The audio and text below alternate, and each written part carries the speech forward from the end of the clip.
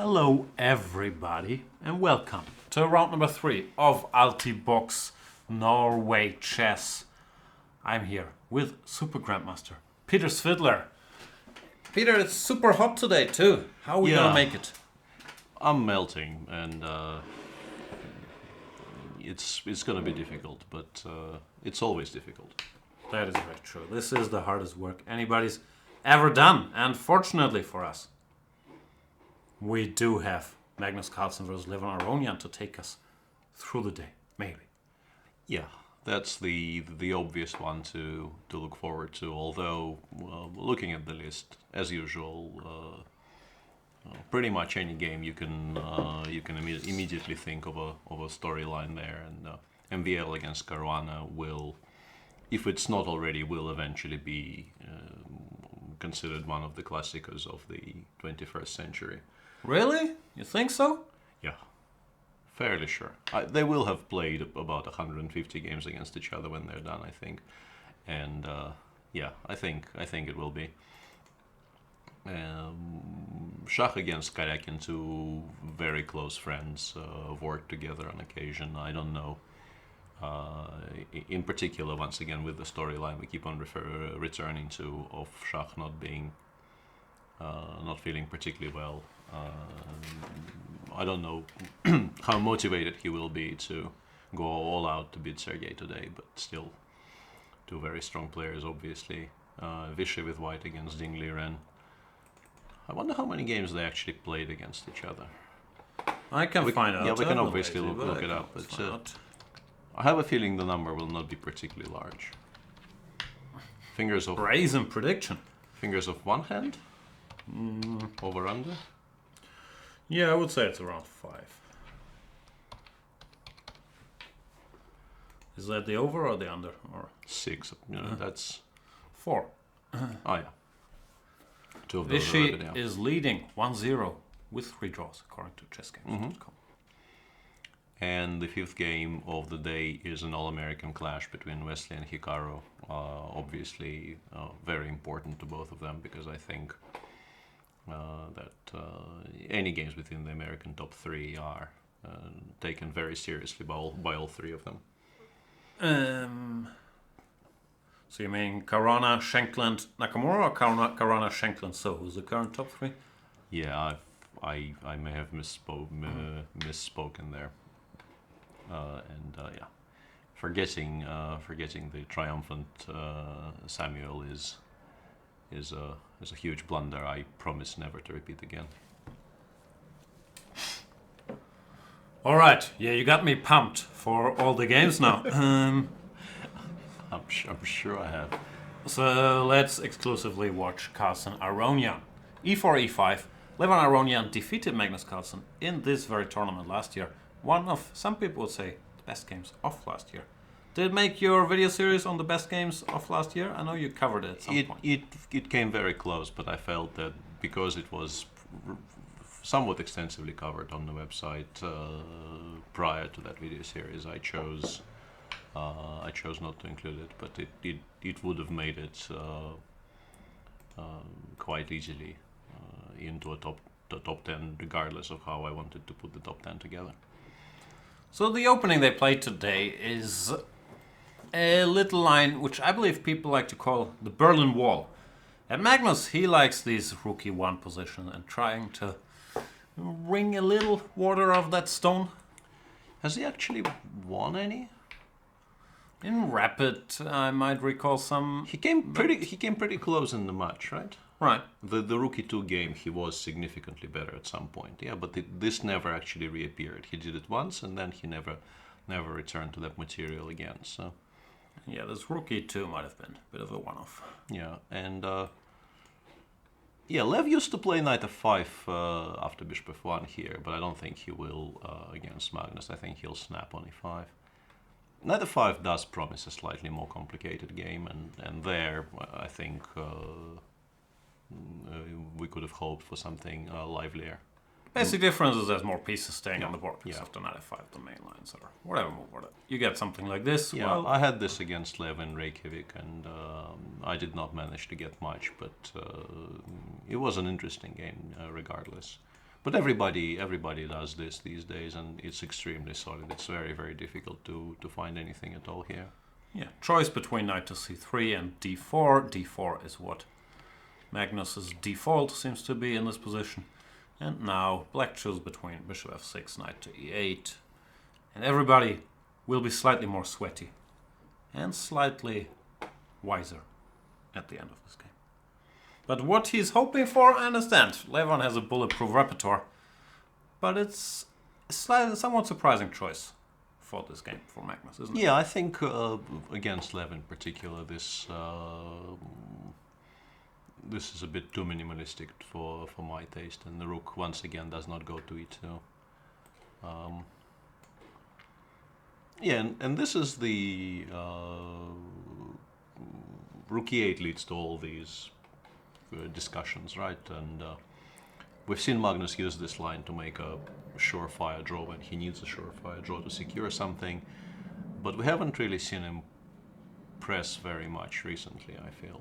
No, which might be because there's not that much in this position. But very true.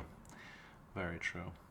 Yeah, well, let's hope for ours and the viewers' sake that Team Magnus has actually found something to create problems for black, because otherwise we could be in for, as you already called it, a session of trying to squeeze water from the stone. And knight f5 is less of a I mean, they also do this, of course, but not as frequently as rook e8, I think, these days. I can never remember anything. Is this a position where you can go d5? I think you do go d5 here, yeah. When someone did this recently, right? Didn't we? We probably did commentary, but my mind, especially when it comes to Berlin's, is such a sieve on all these things. But yeah, this was... Anna was Caruana Aronian. Or, yeah, Caruana Aronian Baden-Baden. That was this. d5, d6. And it got somewhat interesting, but it did end in a draw. After all. d5 already played, yeah. d6. And it's a slightly different structure, because normally in these positions, the structure in the center and on the queen side is completely symmetrical. White allows black to play d7, d5. This is a slightly different take on the same thing, but you could argue this should be even more attractive for black, because the bishop on f6 is a lot more alive here. The diagonal it is on is a lot longer once the pawn shifts from d4. Trying to remember how that game went. I think at some point white went d6 with this typical temporary pawn sacrifice, but I have no idea. Maybe bishop d3 takes queen e7. Oh yeah, that makes sense. Takes, queen takes here, d6. takes and d6, right. Yeah, I think this is how it went, yeah. But Lev, if this is how it went, then Lev seemingly already deviated from it, because or Magnus already deviated from it then, because after rook takes e8, getting that same position would be quite difficult. Right. Yeah, takes. Yeah, I mean optically it just looks completely fine for black. I would struggle to explain to myself why I'm better here if I were white. But probably you missed the move queen to d3. Well, I did, but I don't know if that changes a great deal. Trolling, but he clearly did go for this voluntarily and has a point, or at least he's decided this is what he wants to play. Well, generally you want to play knight c3, then probably knight e4, and hope to either drive this bishop away from the long diagonal, or even more ideal scenario, trade it off for the bishop on f6, and then you would be better. But I don't think black will be compliant with all that. So somewhere. d6, knight c3, and yeah. I'm scared already. More space. Knight is coming. c3, bishop d2, rook e1. What can you do? Knight d4? Knight e4? Knight e4, yeah, it's not very comfortable. Queen e1? Queen e1 is a serious move, though, yeah. Huh? What do you do after queen e1? I don't know. I mean, I would go queen e2, but no, you have bishop c3. I have actually bishop takes c3, and you will have to probably prove you are not worse there. How can I prove it?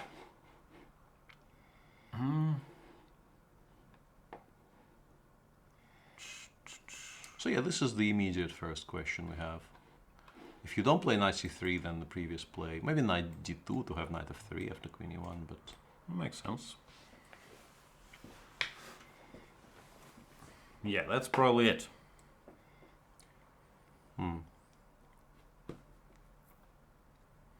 But I'm not very much against you actually putting this knight on f3. On f3 it doesn't really threaten much. So you want to go queen e1, knight f3, queen e7? Or what are you saying? e7 or, I don't know, a5 maybe. a5, I might run into some g4, g5 things. I'm kind of mildly worried, so let's put it on e7. And Boom! Knight h4. seems still to hold, yeah. It looks very scary for a second, but then you realize knight h4 actually holds in most of these cases. Okay. I think I probably can take on b2 here. If I can't, then I might be worse, yeah. Well, I mean, I have to justify wasting 2 tempi on moving the queen around. Queen b5 will be a very strong threat, yeah? Against where you gonna go? Well, queen f8, queen b5 seems to maybe work, no? Yeah, I do have bishop b5, but then white is better. So let's show this because it's a nice geometrical idea. Queen b5 attacking the bishop and also creating a very large threat of rook e8. Bishop b5 appears to be the only move, but yeah, this position is a dream. It is objectively significantly better for white. So yeah, maybe it's, well, unsurprisingly, Magnus is obviously not doing this to just, you know, show up, get a completely equal position and agree to a draw. Especially since... No, especially d5 is saying, I want to play. Like, if you want to be solid, you would play c3 here, and then you have all these exciting lines, d5, bishop d3, rook e8, whatever. Okay, we'll leave Lev with this decision. So far they were both very, very clearly in book, but... Queen d3 seems to have put Lev out of that book. Or at least he, once again, needs to refresh what the book says in his mind. Maybe. Where do we go next? You want to go to the All-American clash? Sure, let's... Whoa, okay. You probably know something about this position. This is the Lasker Schmasker. Indeed. Knight e4. And for a while, everybody, especially Shahmamedyarov and company, but everybody else as well, and I think Levon has played this himself, and some Armenians, maybe Sargsyan too. We're very excited about the plan of going g4, followed by h4 in this position, because... Didn't they also start with h4 at some point? No, they started with g4, but it led to the same position, like after, I think, knight d7, they go h4. So, yeah, people then started computerizing this g4, and turned out it's playable, but not really. Winning, I think rook d8 was one of the options that was clever. And after rook d8, I seem to recall someone having played h4, but I'm not familiar with the combination of g4, rook d8, and then queen c2. Yeah, maybe that's Wesley's wrinkle. Yeah, that seems to be slightly incongruous, but also played at lightning speed, so quite clearly a product of... Yeah, I mean, you do not play g4 without preparing it, but you might... well, I might. Serious players don't. Yeah, I could have been maybe surprised by rook d8, but we do not expect Wesley to be surprised. No, the point of rook d8, I guess, is to go for a quick c5 if white keeps pushing. You want to have this counterplay in the center, as we learned in our Pioneers' Palaces, that if they attack you on the flank, you want to strike back in the center. So you do. That is very true. And yeah, queen c2 aims to sidestep this a little bit, make playing c5 trickier for black. It's still a move, but it looks immediately a lot less attractive here, and might even be refutable somehow. What's that? What move? Well, c5. Yeah, I mean, you arguably can still play that, but you don't really want to. The obvious reply would be knight takes c3, yeah. But then yeah, I guess they take with the queen, and then they return to the idea of playing h4, g5 and doing something. Now we can argue. Yeah, is rook d8 that useful if you want to go knight d7, h4? Well, c5 or whatnot. Yeah, the big question is rook knight d7 h4. Can we go knight f6 g5 knight e4, and does it bother white in the slightest? And the answer, I guess, is no. Slightly bothered. Why wouldn't it bother white? Yeah, I thought I could play queen c2, and then I realized queen b4 check is going to be a bit annoying. And if you go queen b3, I might be greedy enough to just take on g5 twice. Sure. Because if there is no queen h7 check, it improves this idea quite significantly. Pawn up. Yeah, well, I mean, it's still argue compensation. Yeah, definitely compensation for white, but how large this compensation is, we can have a discussion. I probably go e5 here to remind you that your king is still in the center, and if bishop h7 queen a3 check doesn't win in reply, so I would need to calculate a little bit. Yeah, unlikely to happen. I'm not very familiar. Actually, I'd like to look it up somehow. And whilst Jan is looking it up, I just want to point out that knight takes e3 is by no means forced, because currently the pawn on e4 is not exactly hanging, since if white takes on e4 twice on the next move, black will have queen b4 check followed by queen takes b2 in reply. That's typical. Yeah, so you could make an argument for just developing another piece here, like going knight d7 immediately here without capturing on c3. So yeah, I think I was half right. Rook d8 has been played in a couple games, but then they've been playing rook g1, not h4. Yeah, and probably because h4 c5 is just no good, and queen c2 is a new move. Yeah, queen c2 appears to be a full-blown novelty here. Wow, Wesley. Well, somewhat unsurprisingly, Wesley is well prepared yet again. We've come to expect that from him. I think he does work on chess quite diligently. He always is. Like his critics sometimes say that his ideas, everyone's are, but he's normally not willing to be minus 0.20 if the computer doesn't like the idea. So his ideas are more predictable than others. But especially g4 today shows he's not bound to the most dry lines. Yeah. Interesting stuff. So we'll keep an eye on this one. Let's have a look at the other three that we haven't touched yet. Would you like to? Sorry, which one do you want? Well, Vachier against Ding Liren is a line that has been in development very seriously for the last, I don't know, 10 years. I've done a video series on it, but it progressed very, very seriously forward from that moment on, and there have been a ton of development there.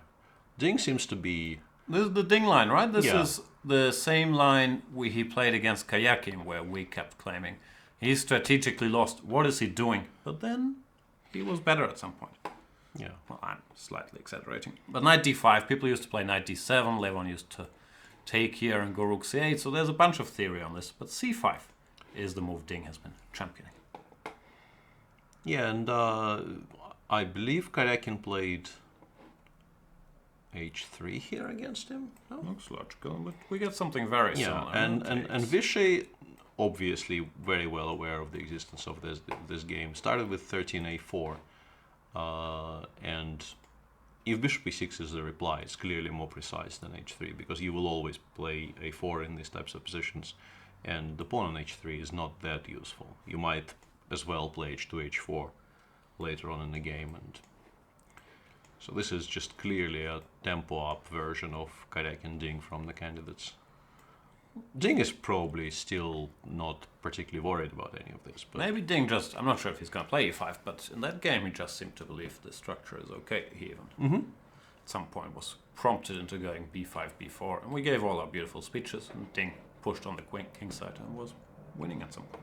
Yeah, that was a very interesting concept, which it's not often that we are as wrong as we were in our assessment of the position as we were during our coverage of that final round, because I was absolutely convinced what he was doing was barely holding at best, and he was playing it as a double-edged attempt to create something on the king side once the queen side is locked down.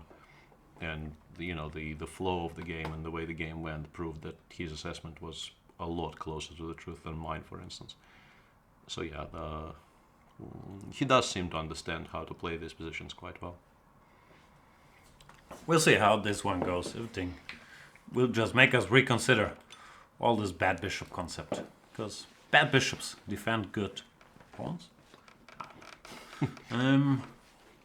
I've seen some talk in the chat on the MVL and that FC game. That escalated really, really quickly. They're comparing their Petrov notes. What are they doing? Seemingly they are, and up to a certain point they were still repeating this recent game Anish won against Fabiano in the Bundesliga playoffs. And Fabiano very faithful to the 6 bishop d6 line. If you're gonna play Petrov every game, you could at least throw guys off guard. Play 1 knight c6 or play 1 bishop f5. No, every game it's this stuff. He's just saying, this is fine. I don't care.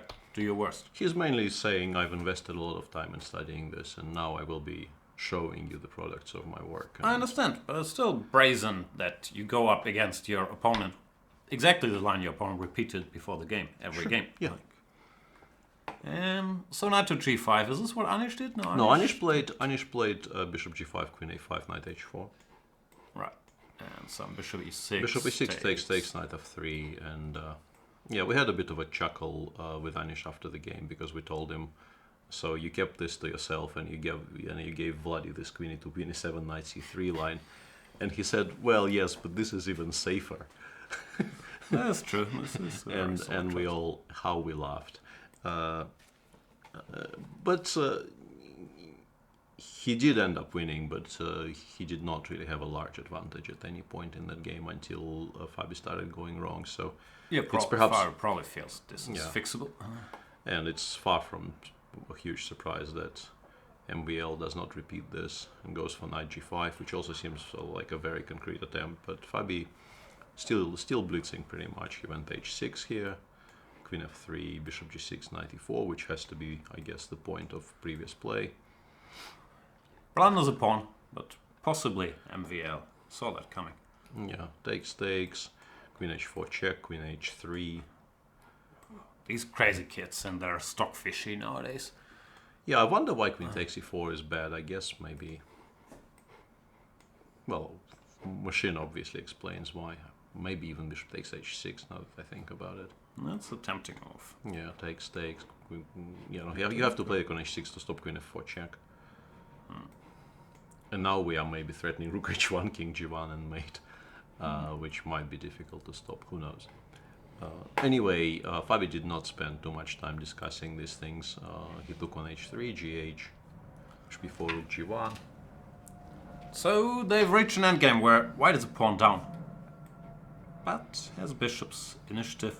Fabi makes no effort to the pawn, I guess, gets won back immediately, because if you play king h7, bishop a3 wins the f7 pawn, which I guess is more valuable to black than the h6 pawn, which is why g6 has been, no, rook e8 first has been played. Yeah, and this is the tactical justification for the previous rook e8, bishop h6 check, takes, g6, and now a very interesting restructuring, also played incredibly fast.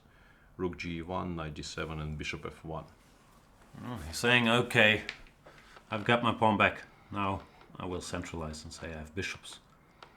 Yeah, and in particular, I think the point of this is that he badly wants to preserve the bishop pair. If black trades the light square bishops here, you could maybe start playing for a win with black, because white has a worse pawn structure here than black does, and in particular, if only the dark squared bishop is left on the board, the knight could land on somewhere like c4 or d5, supported by the b7, b5 push, and would be an extremely pleasant endgame for black. Nimzovich would be thrilled. Yeah, which is why the bishop is evacuated as far away from the trades as possible. It will be very, very difficult for black to reach it on f1 to trade it for the bishop on e4. And you want to go c4 quite quickly, I would guess, so you don't allow that. And another point here, I guess, is that the immediate b5, which is what I wanted to play straight away, runs into a4, and after a6, if we take on b5, you cannot take with the a pawn, because you lose a piece.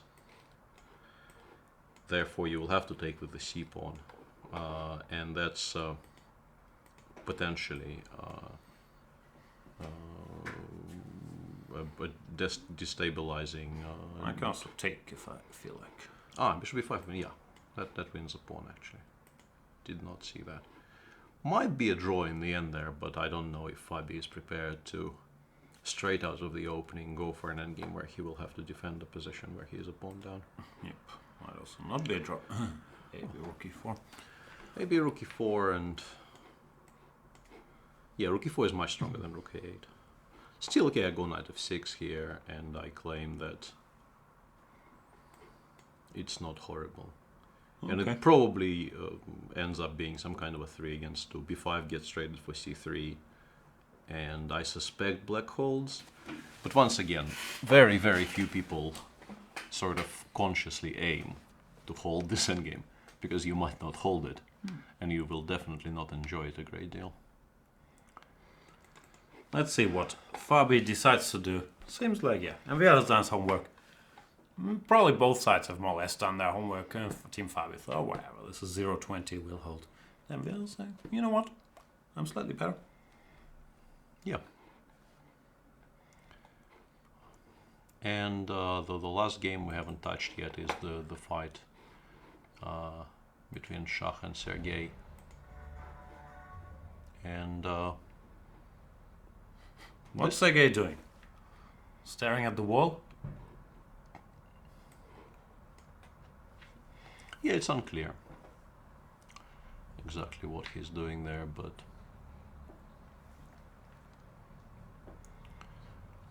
now he is deep in thought. And this is a gioco piano with this a5, a4 maneuver, which I tried myself a couple of times with no great success. But this is the sort of the correct version of it, I think. Because I lost a very painful Bundesliga game to Dmitry Yakovenko, where I played a5 after knight bg2, and then I don't think you were fast enough. But against h3, I think you are just in time with that play, and white is not in time to assume control in the center. Yeah, h3 here. Slightly curious, but that's 1,000 movers. That Karjakin will go d6 and h6 before castle. This is interesting. He lost this one game to Magnus, where, I'm not sure, was it here? Where he allowed the one version of the piece sacrifice that is actually almost crashing. I'm not sure if it was this one. But, along these lines, yeah. Seems like he's no longer in the mood for any bishops coming to g5. And here, a5, knight bd2, all this stuff has been seen. This queen b8 is a ding favorite. Queen b8, queen a7, I've seen it in games, plenty. Yeah, I've done something very similar in a very costly game against Boris Savchenko in the last round of the World Rapid. If they go here, then you took, and your queen was sort of active like this. Yeah, you can go queen b6 or queen a5, or queen c5, or even a4 first, actually, to make sure that the bishop has no good squares, and then you can attack it from a5. Well, it does make positional sense here to do all these things, and Sergei played rook e2. Shah was white.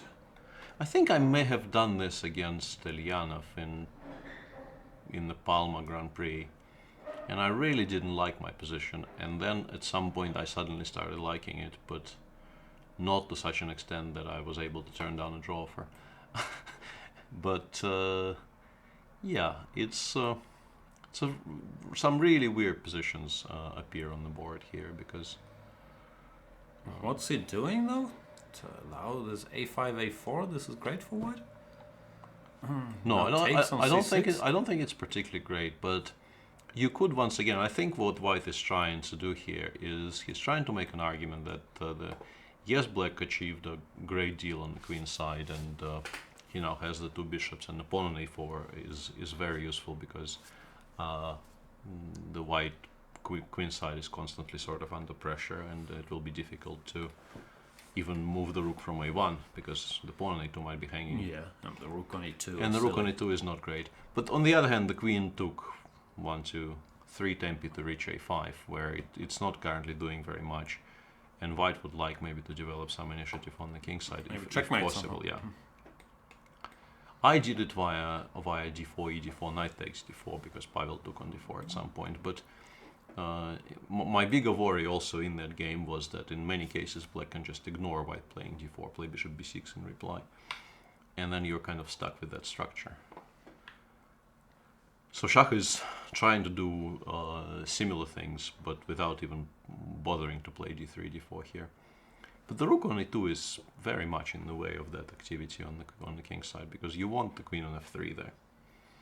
Without the queen kind of joining the knights on g3 and f5, you are not really generating very much in terms of actual threats.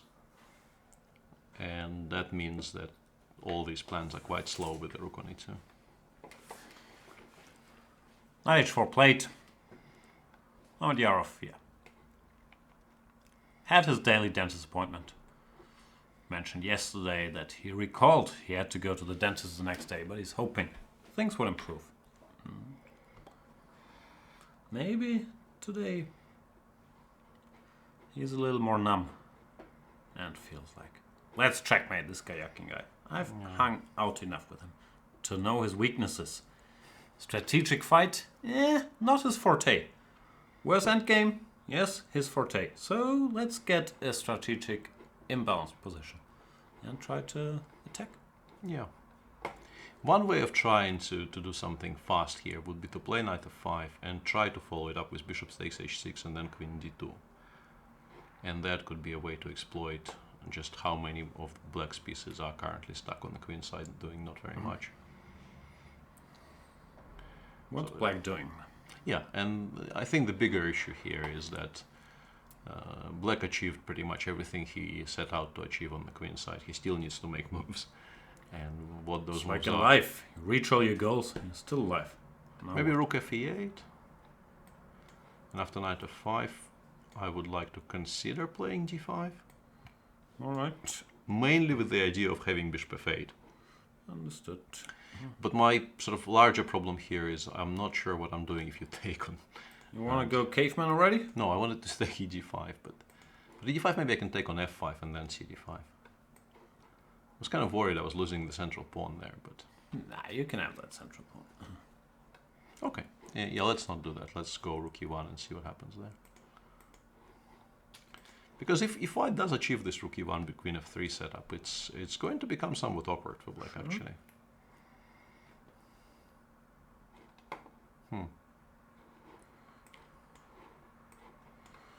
This is hard to stop. Well, you can still go knight h7 and say, yeah, all these pieces look very threatening, but they're not really getting anywhere. And I don't know, rook a8, just continue as if nothing is happening on the other side of the board.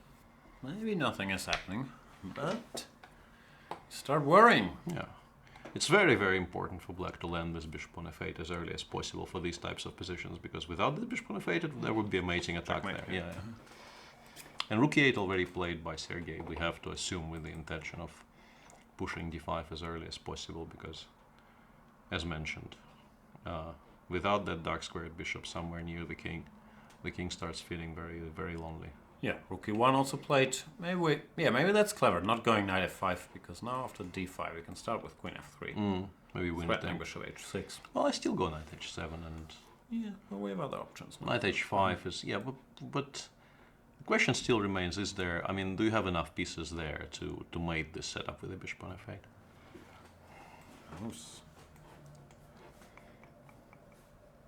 Does look very scary. Maybe not though. Queen g3, king h8. Yeah, this is what I want to end up with a king on h8 and a bishop on f8. And I'm covering sort of the first wave of threats here, and the question is whether white can actually generate a second wave. Bishop takes h6 is an actual move in this position, though. The way pieces are right now, you can actually take on h6, gh, queen takes e5 check. Might not work, but it's an interesting idea. Knight g6 check, queen g3. I would not be surprised if this worked. Knight takes a fate here, just wins on the spot, actually. So it's a biggish threat.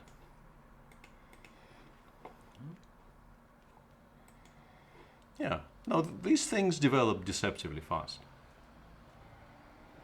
It's very easy to blunder something whilst you're still trying to bring your pieces closer to the king, and then white just rolls you over completely. We'll see. I've been told this guy Mamadjarov not a bad attacking player. Yeah. Very fair. Let's briefly check in with...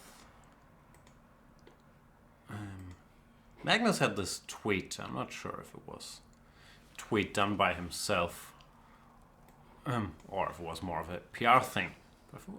Anyway, it was like Norway Chess is coming up, obviously paraphrasing. And 8 players from the top 10, a former world champion, and at Lev Aronian. That's what he said. That's harsh. I wasn't sure if it was harsh or if he's just saying those are the participants. But that's... Normally it's not a coincidence if he tags at Lev Aronian in that very tweet. Well, I mean, it's factually accurate, but picking on Lev, who, for the first time in ages, is closer in rating to me than to Magnus, feels unfair. He basically had one bad tournament, but that tournament was abysmal. That tournament was, describing it as bad would be using very, very mild language. But he is still Lev. No, I think these guys are friendly and they are aware of that. Levon, he likes talking trash as well, so he can probably take it. And knows the spirits it was meant in. I was just curious if this was, Magnus teasing or if it was more of a PR tweet saying, okay, we have 8 top 10 players and we have former world champion Vichy and we have Levon. I think it's a bit of both, actually, Because, there's definitely a bit of a ribbing vibe in there, but it's also factually correct, and you can take it as saying that Lev is such a brand name that he doesn't need to be in the world's top 10 to get invited anywhere. Well, this discussion popped up in the past where Magnus was asked if it wasn't bad etiquette to work with another top 10 player before Sinquefield Cup. The one Levon won, was it 2015, 16? Not sure. And Magnus pointed out that Levon is actually not currently a top 10 player, so it was okay. So this topic has emerged. Yeah. I like bishop g5 though. I think it's a very clever use of the fact that we guess because of queen e1, white had to direct the knight via g2 and not c3. And black uses this little moment when the knight is in this no man's land to make sure that the bishops come off. I don't think white can actually waste too much time preventing this trade, so white probably goes knight f3 to at least capture the e-file. But then it's extremely likely that more pieces will start coming off very soon. And in general, without the dark squared bishops, these positions are very, very safe for black. Yep.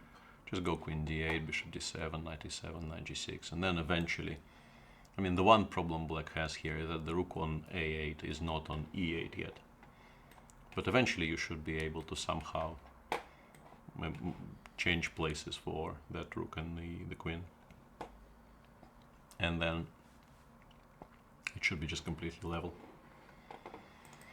We'll see if Magnus finds a way to spice it up a little bit. What can you do? G3 looks a bit... No, you never go g3, g3, f4 here. So you always go knight f3, is what you're saying? I couldn't really find anything else. You can go knight e4, but I think fighting for the e-file immediately is much more important than placing the knight on a seemingly more active square. Because control over the one open file is the one thing white has going for him here currently. Yeah, we'll see. Not the most thrilling position in the world. Not yet, yeah. Could become a lot livelier if white continues pressing black and not allowing black to fully develop. But it will be difficult because we are really operating with very small margins here. What else is there? Vichy has pushed his pawn to e5, and I'm not sure, surprisingly, not that surprisingly, but Ding did not go e6, e5 himself. Went queen to c7, which also seemed to be directed against e5. But Vichy is saying, you know what? Not going to be able to stop me. Yeah, no, this is a very clever attempt by Vichy to sort of use all the time available to him to make sure black doesn't stabilize.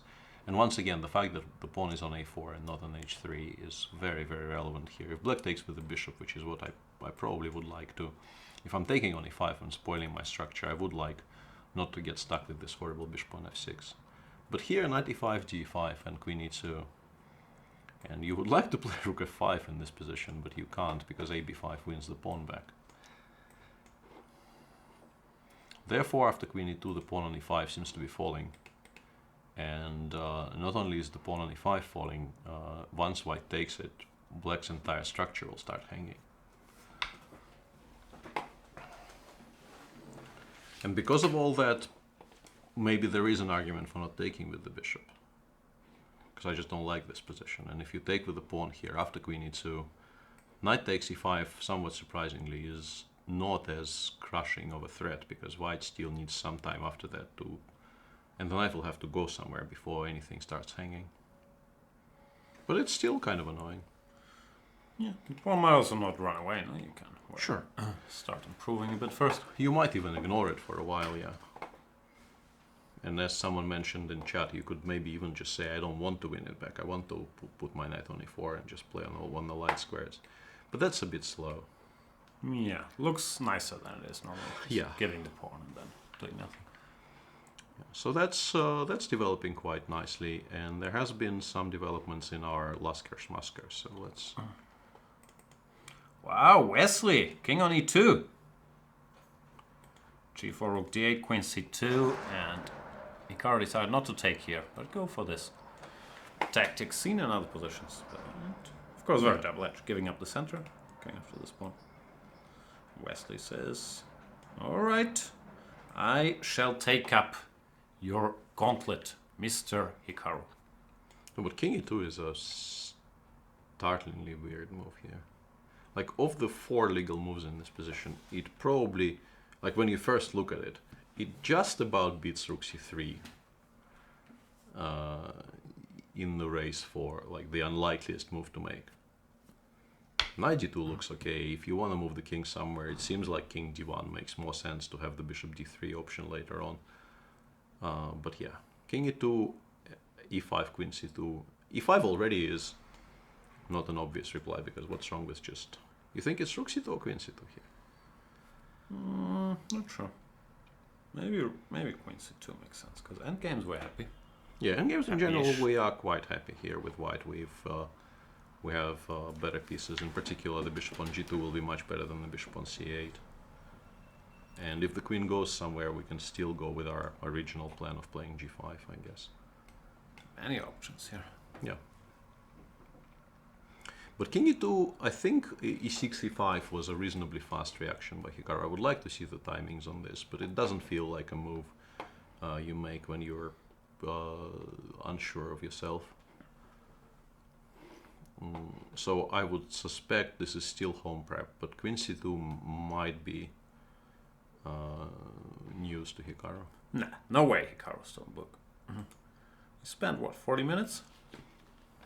Well, Wesley know. Was in book, king e2. Yeah, no, Wesley's still in book even here. Yeah, e5, queen c2 is still quite clearly, judging by the speed, is still quite clearly him repeating his stuff. But I just would like to know how much time was taken on the e6, e5 move. Well, what's the point? He has spent 40 minutes. He's not in book. I'll let it go, but he could have spent all of it here. is what I'm saying. He could have played e5 fast, queen c2 blitzed out in reply, and now he's thinking for half an hour. So his home preparation is e5, and then Wesley blitzes out the computer moves, and then he's thinking, oh, what do I do now? Yeah, that's the story. That's my story, and I'm sticking to it. All right. I won't try to poke any holes into it. Can I find out how much time he spent? He spent 5 minutes after queen c2 so far. Mm-hmm. So it's like 20 minutes on e5. I don't know that. Okay, you can click on notation and it will tell you. It will. So yeah, 10 minutes on e5 and 20 minutes on knight d7. So queen c2 already has been a surprise. That's the new move. All right, fair enough. ED4 played, and Wesley is saying, I finished chess. Right now, this was the last line I had to finish, this g4 followed by queen c2. Now I know everything about everything. You can't get me out of book. e5, ed4, done. Yeah, knight e5 seems very logical here. White probably plays h3 because allowing bishop takes g4 with check seems risky. And then you can, I mean, once again, the most obvious move in the position is c6, c5. I don't know if it's the best move in the position, but it's what your hand tells you to play.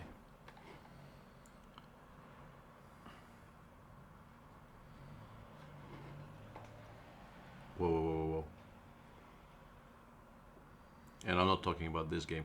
Let's go to Shach's game against Sergey, because there will be check. There has been some stunning developments there. So we left it after rook e1, king h7, and after queen f3, Sergey played d5. Once again, the bishop needs to get to the king. And Shach tried to refute it straight away by taking on d5. Now the pawn on e5 is hanging. Bishop takes d5, queen f5 check. And Sergey played g6 here. I mean, the obvious explanation is, yeah, rook e6 actually. Oh no, sorry, rook e6, queen f7. Yeah, bishop e7 was. I started with bishop e7 and then switched. Queen e5, and I guess he takes on h4. Queen has no other squares than this. And now we have to think. Or just take. We take on h4, white has to take on e8 twice. I'm guessing we take on g3.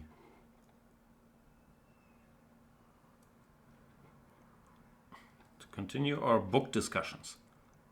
Any chance Karjakin is in book? They're playing. This is very odd time usage. They're playing too quickly for this very non-standard position to be reached when, you're spending about 20 minutes. Because you would calculate stuff like g6, bishop e7, longer if you're not in book. And it's also hard to believe you're still in book here because play feels a little random. So, yeah, smells a little. Takes here. How does this line continue? I don't know. Yeah, I thought about playing a3 in some version somewhere, but yeah, I don't know.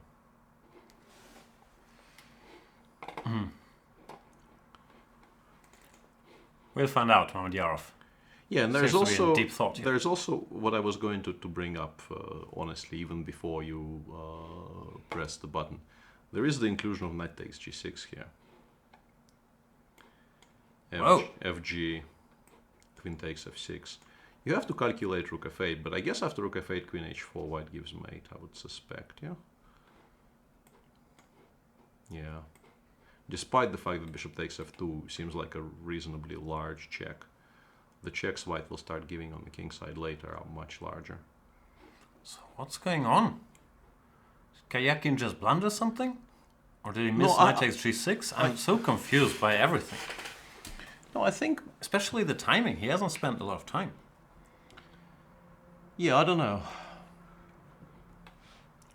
All of this feels a bit weird. And Shach is now very, very confused. Seemingly sitting there with his hands on his head. trying to figure out why he's not winning, and maybe. Did the camera freeze? This looks like no. He moved. Do you see? He moved.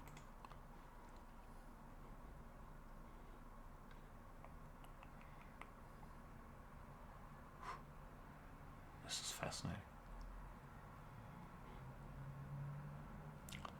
Yeah.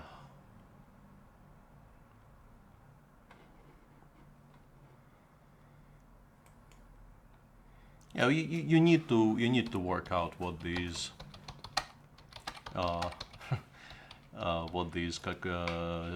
complications, in particular after knight takes g6, are leading to. There could be some hidden resources for black available there. I'm bamboozled by everything that's happening here. So g6. Maybe Karjakin just spotted this trick. And so thought, you know, if you take here, bishop e7, I'll match. And he missed knight g6. It's also weird, especially clock situation. Yeah. It doesn't. It's weird to me. Does Schach look just a little bit, and I'm not sure if this is offensive or a compliment, just a little bit like Drax the Destroyer from Guardians of the Galaxy? There is some resemblance, yeah. Also in his playing style, I think, too. Right. To what Drax is generally doing in those movies, but yeah, we'll see if there's going to be any destroying in this game. Because, as usual, you're in charge of the mouse, and you let, as the joke goes, you let your engine running. And it appears that knight takes g6 is some kind of a miraculous forced draw. Not surprised. Not entirely surprising, yeah, I'll grant you that. So if Schach does go for that and Sergei finds all the best replies, the game could end up just being drawn.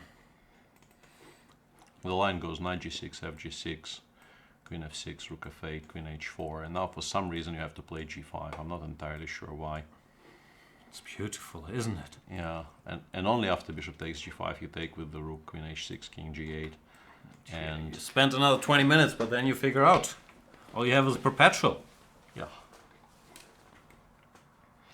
Frankly, it's a very computerish line which would have taken us a decent amount of time to find on our own, but as mentioned, at some point. Very impressive to calculate all of this in 10 minutes and then go for a walk with black, no? It is, yeah.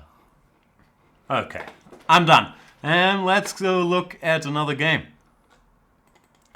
So the game between Magnus and Lev is going on sort of along the lines we've described, and as mentioned, White is currently quite clearly the side pressing because the rook on a8 is not doing a great deal. But if/when Black manages to untangle himself, and if you imagine the same position with the rooks off, it's just completely equal. Currently, it's not that easy for Black to find a way to get the rook out. I would probably start by playing a5 and b6, and then see if I can maybe get some kind of rook c8, queen f6 setup going. You can also play g6, knight g7 just to make sure that the knight doesn't get chased away, and sort of you need to put it on better squares. It's not doing very much on f5.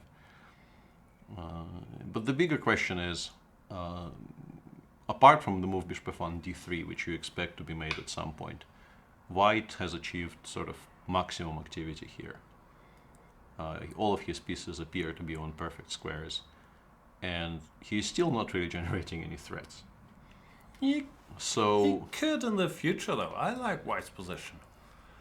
no, what's not to like? It's a very nice position, but This guy is an idiot. yeah. It's very hard to reroute him. If he was on f6, then we'd be fine. Sure, but my point is, yes, it will take Black some time to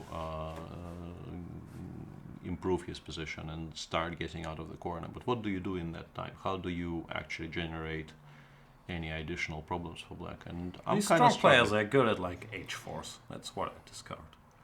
So I don't know. Bishop goes here. We go h4. We hinted knight g5s one day. Grab some space on the king side. Queen f4. I don't know. Might be nothing, but it feels unpleasant for black. If you could beam the rook here, of course you're fine. Yeah, no, but this is the point we keep on harping on. Yeah, the rook on a8 is the one and only reason we're saying white is better right now. But it's really not easy at all for black to solve this problem in the immediate future. How worried does Levin look? Not very, I feel. He knows the position is strategically very solid, and he just needs to play a containing game for a while, and everything should be well eventually.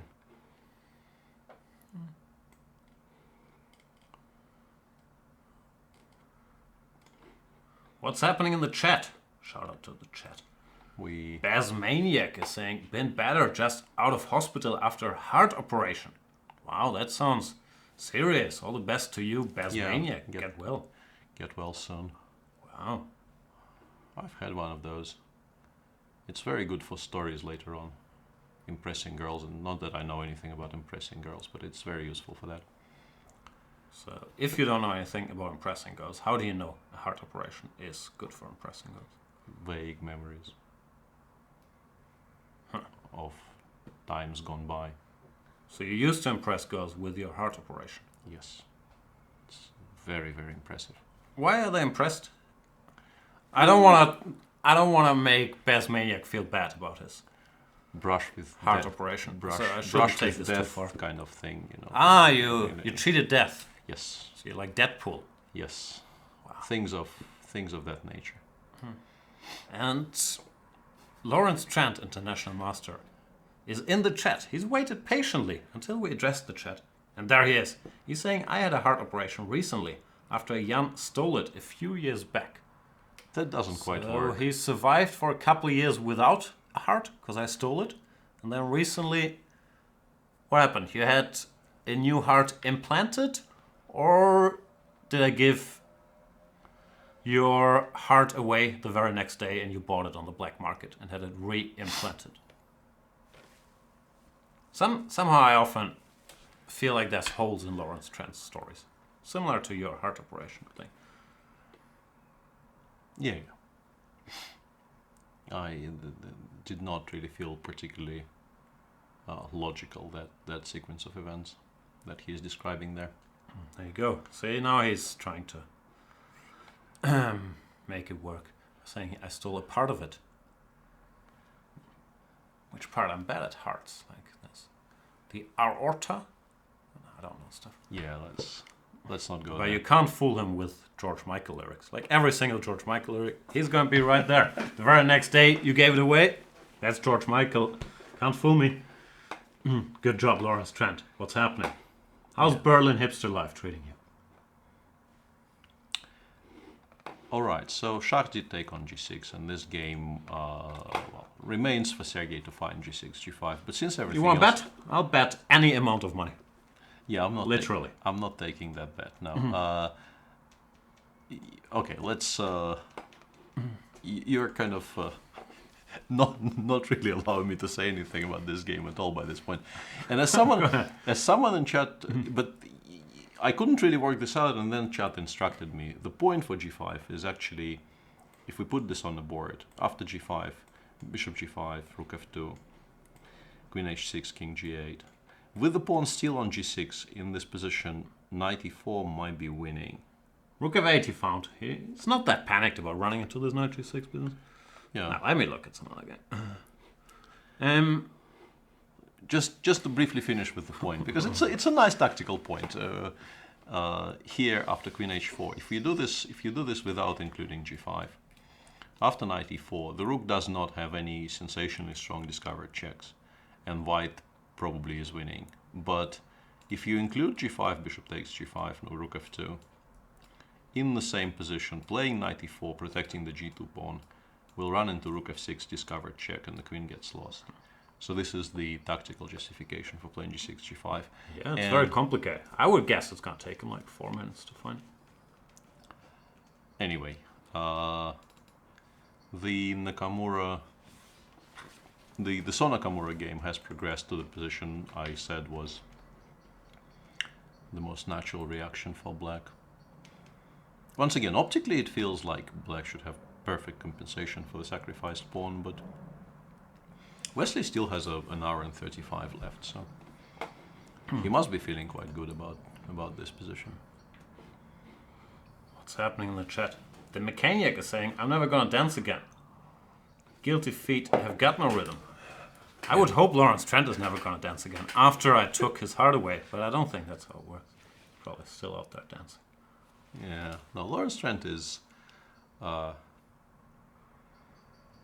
well-known dance aficionado, I think. How dare you call him aficionado? He's Professionally. a pro. Okay. Yeah, I'll agree with that. And Nico Passini is saying, feels great to be listened by Svidler. I think I've reached my life goal. That's too positive a statement to try to poke any holes into it. What do we think about this position? I'm very confused by this position. That's why I'm buying you time trolling. So you can tell us what's happening. Oh, Karjakin found G5. Hang on, this is breaking news. Wow. This might be a perfect game.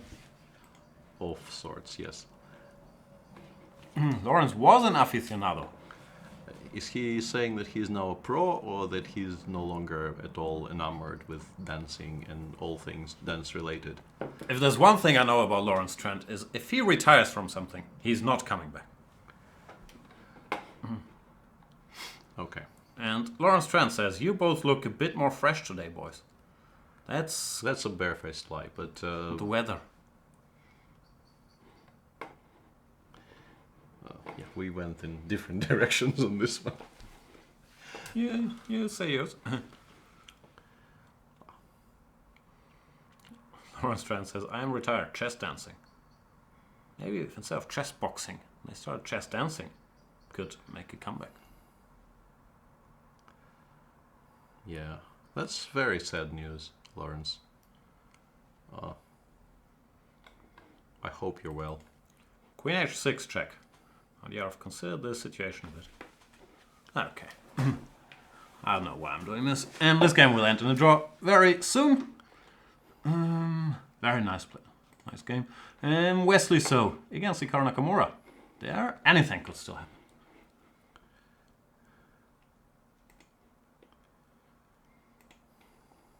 Yeah, I'm kind of wondering about knight b5, trying to reroute it to good squares, but it looks like if you go for something ambitious here with white, it feels like you could just lose.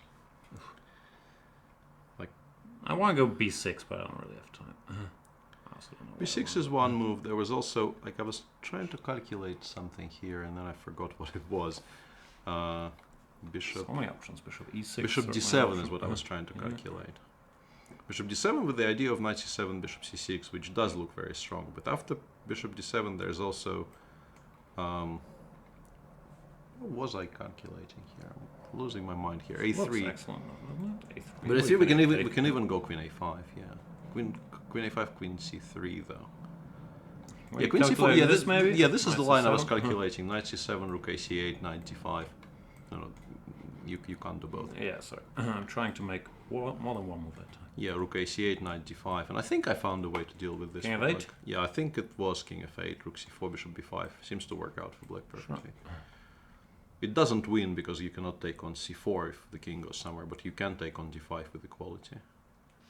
After something like king e1 here, black has to take the knight and not the rook, but he is perfectly fine. Arguably, maybe even slightly better. If you play knight f3 here, the easiest way to reply would be to take and go rook d2. It does allow white to kind of bail out with queen c3 and the queens come off, but obviously, I mean, if you pick a side here, it's black. Sure.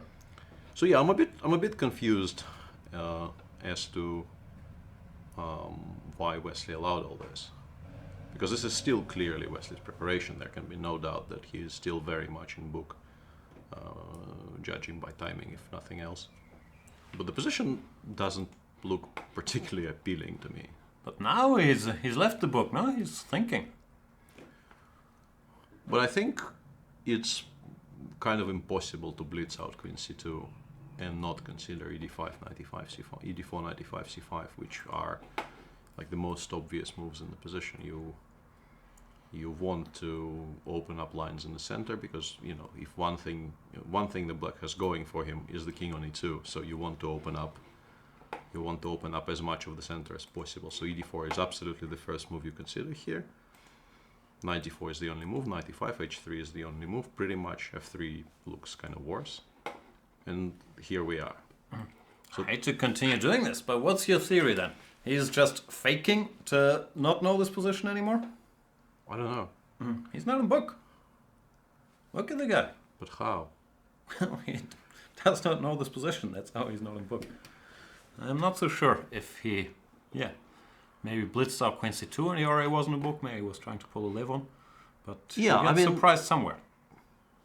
Maybe there was some bluffing involved earlier, yeah. But at what point I'm very confused. Because I mean, he is the side with the novelty in this game. Queen c2 is a very fresh move. And after Queen c2 he continued playing fast after 97. So if we buy your theory, then one of the decisions he's taken already in this game is a very quickly taken bluff. Not a single move so far has taken him more than a minute and a half. So it's all very confusing. Yeah, yeah. The one square that we haven't actually discussed yet, knight f5, appears to be the best move in the position. So. Here's my theory.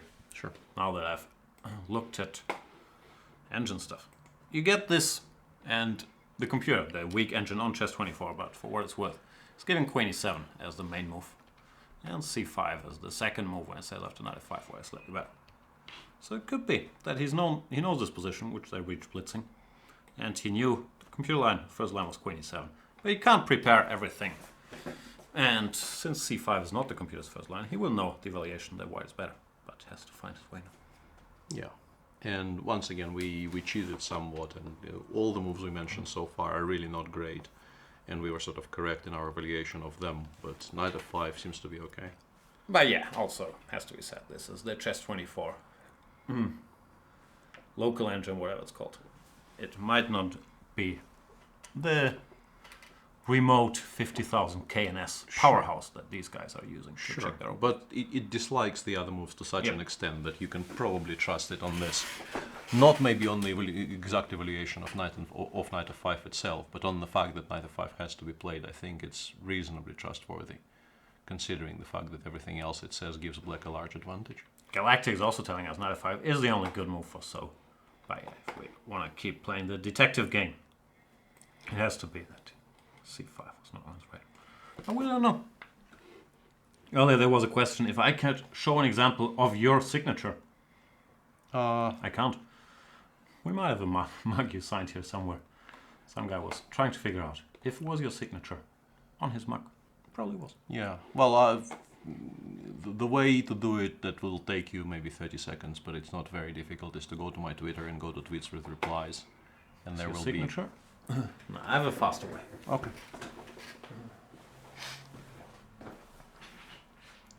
My shameless attempt to direct people to my Twitter has failed. This is Peter's signature. Go to his Twitter @PaulBorta to find that out, and many other things. Yeah. What else is there? Well, lots.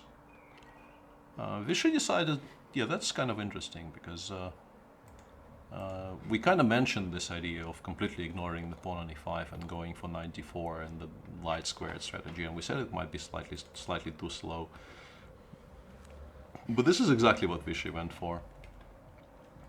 Very interesting. And he is still combining it with some play on the queen side, and he's trying to make it uncomfortable for black to defend sort of on two fronts, because the open a file means that playing something like rook ae8 It just doesn't feel at all attractive because you allow rook a7. It probably wouldn't be a great move anyway, but just in general, you cannot really, as black, abandon the a file in positions like this. And the queen on c6 is now going to be constantly tied to the protection of the e6 pawn, which means that you don't really have to worry about something like c takes d3 followed by queen c2 at any point, because e6 is much more important than anything that's happening on the queen side. So after something like bishop b7, which was my first instinct here, white can probably play, I don't know, g3 to not even have to think about rook f4 at any point. And then start pushing the h-pawn. h4, h5, start asking questions. Do you want to allow h6? Do you want to play h7, h6, completely ruining your light squares on the queen side? Sorry, on the king side. Hard to find anything constructive. b4 is just weakening more as well. You can even go b3. Yeah, I think you can maybe even reply with b3 to that. But that is just about the only active plan black has here. Yeah. Everything else is just passively waiting for white to improve. I quite like this concept by Vachier. Not really hurrying with anything at all, just slowly improving his position, saying, yes, you have this extra pawn, enjoy it, my friend.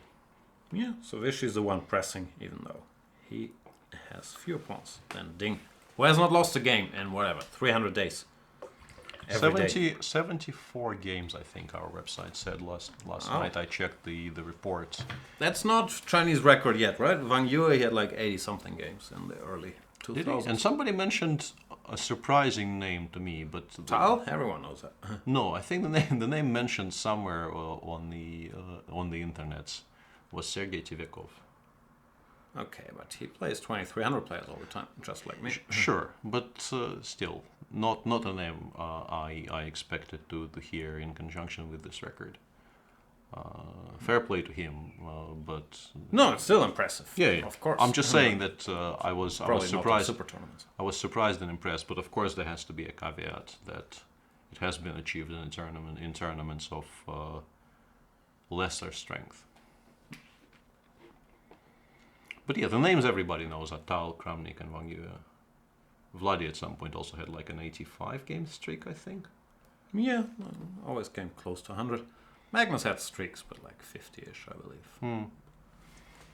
Yeah, Tal is the one people are always surprised by, but it's like late H, solid Tal. Yeah. That's Tal of the mid to late 70s, I believe, yeah. Somewhere there. Where he could still mate people if people gave him half a chance, but he also grew into a very solid technical player. And also, if you want to go all critical, you have to say that in those days, with no Sofia rules, some portion of those games were not very long.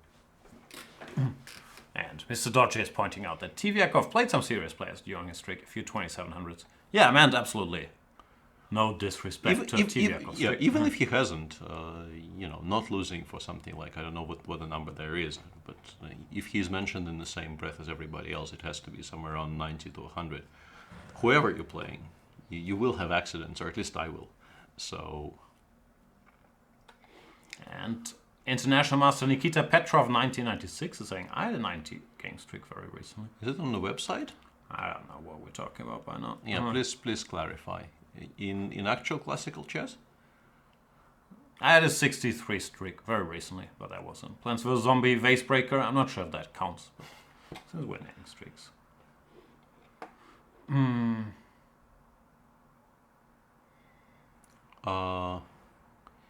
The question by Flying Steps, can we talk about people not wearing any kind of transmitting devices during high-level tournaments?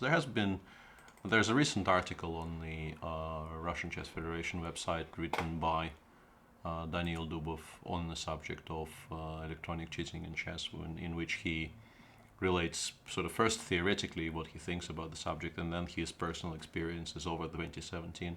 And in general, it very much depends on the tournament. There are some very high-level tournaments which do nothing at all. And Nikita Petrov clarified that it is a classical chess streak, and yeah, 63 is probably longer than anything I have ever managed. So, kudos to you. And I normally only lose one game per Thailand Open. Yeah, and as for the subject of cheating, It is becoming, I believe, a larger and larger problem, but I don't think it really is a problem at the highest level, at least not at the moment. I think it's sort of universally accepted by most right-minded people that it is a large problem that needs to be addressed at, let's say, open tournament level, where you actually catch people a decent amount of the time these days, and the people you catch are the dumb ones, frankly. So the assumption has to be there are some smart people out there who you haven't caught. But at the top level, yeah, there are generally metal detectors at the entrance, but I don't think they have metal detectors in a tournament like this, but there's so much scrutiny, like, and also guys know each other. yeah, Like, it's more, slightly lesser known GMs at open tournaments where you're not that sure. At the highest level, like the balance of what you stand to win versus what you stand to lose if you're caught is just so horribly skewed. I mean, you spend decades building that reputation, and then you do something stupid once, and it's gone forever. I'm not sure how you feel about that. I feel in chess, if you cheat once, that's it. There shouldn't be a second chance. For me, I feel very, very strongly about this. I understand that pushing for lifetime bans is maybe not a very popular opinion, and the bans that have been handed out to people caught actually cheating, which are like 3 and 5 year bans, I believe, are currently considered to be the good high end of it. But yeah, but it's not so much the bans even, but for me, like, you wouldn't want to be on a team with a guy that cheated. I'm always surprised if they get invitations to tournaments or for are me, being paid by teams to play. It's one of those. I feel you can't do it. Yeah, because I always felt that the integrity of the game is, it is. If we are to preserve this illusion that we are doing something meaningful here, the game has to. The integrity of the game has to be paramount, and people who fiddle with it are, not good people. No, the one thing chess has going for it is that reputation that it's supposed to be a smart, intellectuals, blah, blah, blah game. Might help make your kid more intelligent, get it better results at school, whether you believe that or not. If that image gets replaced by, that's cheating and the computers are the good players anyway, then that's a blow chess might not recover from. Anyway.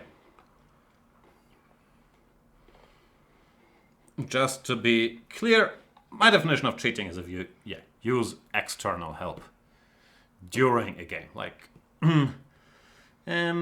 fixed draws or stuff like that wouldn't fall under it.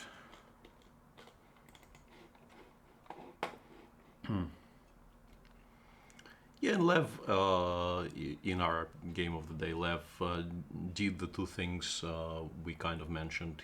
The knight on f5, which none of us were particularly impressed with, has gone to g7, where it has the option of maybe going further to f6 via either e8 or h5, or maybe even just going to e8 to protect the c7 pawn and then go queen f6, and once the queen is out, maybe it will become easier to activate the rook on a8.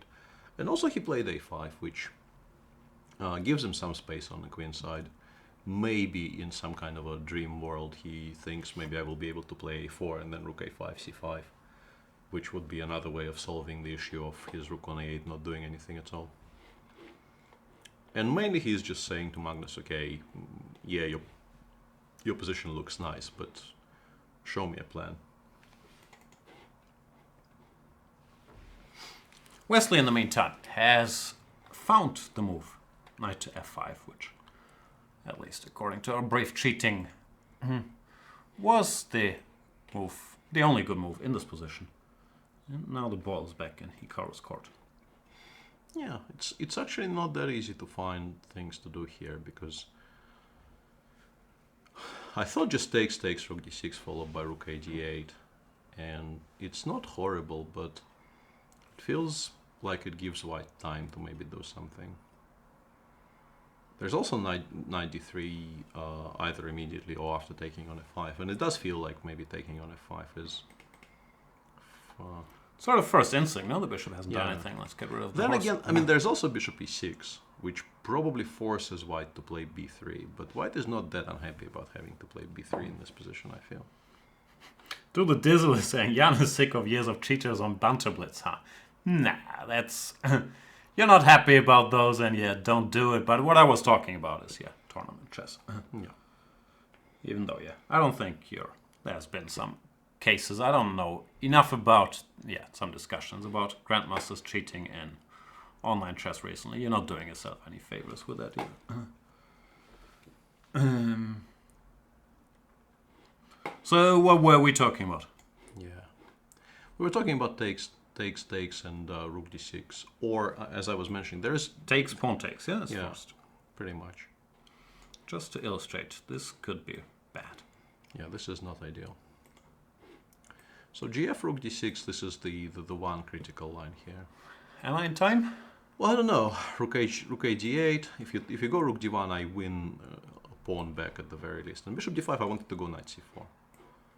This is what I was trying to calculate, and not really coming to any conclusion yet. Rook takes d5 here. This seems to equalize. This I don't think black is... Draw?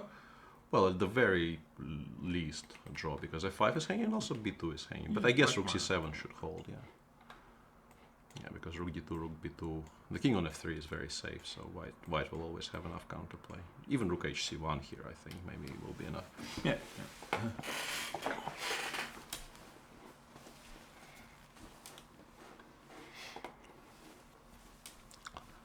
Yeah, and that would be one line that's that needs to be refined, and we need to figure out if it's actually as forced as it appears to be. Because white can, for instance, include something like a3 here. And once the queen goes, after bishop g2, rook ad8, rook hd1, maybe now the pawn is not so easily won back, because I have the king takes g1 in the end of this position, and the pawn on c4 is not hanging. This is good all of a sudden, no? Yeah. To d5, where's better? How do you do this? Well, I included a3, and the question is if black has anything smart against it. Queen goes to a5. Oh, well then the same. Appears to be pretty much the same. It needs to be on b4 to attack the c4 pawn in this position. And another option I was kind of considering after knight f5 was to go bishop b6, attacking this pawn immediately, seemingly completely forcing b3. I don't see any other moves, and maybe playing b5. But attacking the c4 pawn with a pawn is a lot less forcing, so white maybe has time to play something like bishop g2 here. I'd be extremely scared here. With white, no matter what the Sure. objective evaluation, this looks horribly tough to play. Yeah, no, this is a very messy position, which I have no idea how it's assessed. But I don't know, maybe now we can do this. Rook takes. Yeah, this is kind of my point, because here I was hoping this works. Ah, you can bail out of it. Yeah. That's a pity. Which could be an argument actually for going king h8, so that queen takes c5 is not a check. Because if I try to do the same thing here, I will get mated by bishop f3. That is literally checkmate. It is, yeah. So yeah, a horribly, horribly messy position, which it might actually make sense to delve a lot deeper into, but let's see if there's anything else that needs addressing before we do that. Magnus decided not to allow the plan of a4 and rook a5, which is not that surprising, because it was the one proactive thing black could try. There's also rook a6, b6, but it's a lot less impressive. Yeah, you go c3 once the rook is on b6 Yeah. and say, congratulations. Even this is kind of awkward, because you don't really want to play this structure against Magnus. He might never forgive you for that. Although, I mean, with no dark square bishops on the board, it might actually be survivable, because there are no pieces really that attack the pawn on b6. So this is the situation here. The endgame in the game between MVL and Have they Fag- made a move in the last 4 hours? Well, yeah, after bishop f1, MVL played bishop f5. Yeah, let's get the correct picture on. Fabi, he's doing this thinking thing again. So he spent, I don't know, an hour on all this business. Yeah, I like what MVL is doing, but I don't know if that's enough to achieve anything significant. But I like c4 followed by a4, trying to fix the pawn on b7. I expect him to play bishop e3 here. Maybe actually taking one pair of rooks off might be a useful idea as well. Has to be. I guess this is what he is contemplating here, whether including rook takes e8 is better for him or for Fabi. Feels like, I'm aware that Petrov did great things for Fabi recently, but feels like now it's more of this Petrov hell he's finding himself in, where he's defending these defendable but slightly worse positions all the time. No hope of winning a game. And he can't enjoy this game he had against Anish and this stuff today. Oof. Yeah, this is not particularly fun for anyone with black, but it's. But yeah, I generally just want to agree with you, because the whole point of playing the Petrov, and in particular playing the Petrov in this manner, where you go for forcing lines and you aim to just prepare your way out of it, is ideally you would like to just make a draw. You would like not to have to play an endgame, which potentially could become quite unpleasant. And this is like I remember when in the brief time when I was working with, or more accurately for, Vladimir Kramnik in his preparation for the match against Peter Leko in Brissago, where Petrov was very much part of his repertoire, and a very large part of our preparation was dedicated to looking at Petrov. His approach was sort of 0.10 is not an evaluation. Draw is an evaluation. Draw is an evaluation, yeah. So we constantly were polishing everything so that you don't get positions like this. And again, there might be not only the Petrov, but more his approach in those years, right? Absolutely, yeah. It was very much the way he approached playing the black pieces against anyone and in any opening. But I can definitely in the case of Petrov, I can definitely relate to that idea, because if you're playing an opening where in many cases you will be getting these slightly worse, slightly niggly and pleasant positions, you would very much like to know exactly how to make a draw in them. Yeah, I don't think Fabi minds playing chess, but even in Kramnik's days with that approach, I looked it up once. I'm not sure the overall result, but his rating performance with the Petrov wasn't great. He would force a draw in like 80% of the games, and then he would lose once in a while. He basically never won. Maybe in that match he actually won a Petrov game, but... Yeah, he did win one. Yeah, it didn't happen. So, rating-wise, the Petrov didn't treat him so well either. And I have a feeling, after switching to the Berlin, where you're not suffering for free, at least in these endgames, there is some hope normally. Sure. He's been doing better. Yeah, I don't disagree with any of that, yeah. Still, maybe it's too early to proclaim the death of the Bishop d6 Petrov. And another question is how much fun Liren is having in the Rookie 1 Berlin. But I don't think... guys are working. In Lev's case, once again, it looks very nice for white, but I still don't really understand how you improve here. So we'll see how this progresses. And people in chat are very excited by what Ding is doing, and I have to say that I quite like his approach here. Because he did go for this b4 idea that you mentioned, and the drawback of replying to it with the immediate b3 on move 23 instead of queen e2 that Vichy has played. I think then black might consider taking and playing something like queen d5. Is Ding tricking us again that he goes for this bad bishop position and we say he's worse fighting for a draw, and then he just, wins? Or he didn't win the game against Karjakin, but builds up a good position. And also the rook goes to a3. And Vishy tried to avoid all this and played queen e2, and Ding replies by playing c3. And once again, yeah, maybe we were just... Stop tricking us with your superior chess understanding, Ding. It's getting annoying. Yeah, that's upsetting. Because I really don't like either of the two choices presented to white here. If you go b3, black goes rook a3, for instance. And okay, I mean, you can ignore the a file. You can now go something like rook a c1, then bring the queen back to g4, go rook e2, rook c1. I think this is what he will end up doing, actually.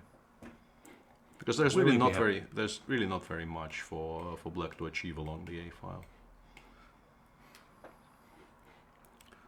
If I'm reading chat correctly, engines are very excited about black's position. Reasonably, yeah. Minus 0.50. That was the same last time where we thought white was pushing. Compis didn't really agree. Yeah, and rook takes a8 played by Vishy, which is an even starker illustration of the fact that Vishy doesn't believe that anything will happen along the a file. Takes, and I expect b3 to be played. B takes e3, d takes e3 seems insane. Because then you constantly have to watch for these b3 breaks. It just feels like this is something you never ever do. So yeah, I think he will go b3, and we probably won't lose, but he's probably not better either, which is I'm slightly surprised he's done it this way, because after rook a2, it will actually be kind of awkward for him to play queen g4, which I think is an important part of his strategy. He would like the piece on e2 to be a rook, not the queen, because the queen is needed to create counterplay on the other side of the board. So he wants to keep his queen. Just put the rook here. Yeah. So I'm slightly surprised that he didn't start with b3, but I guess he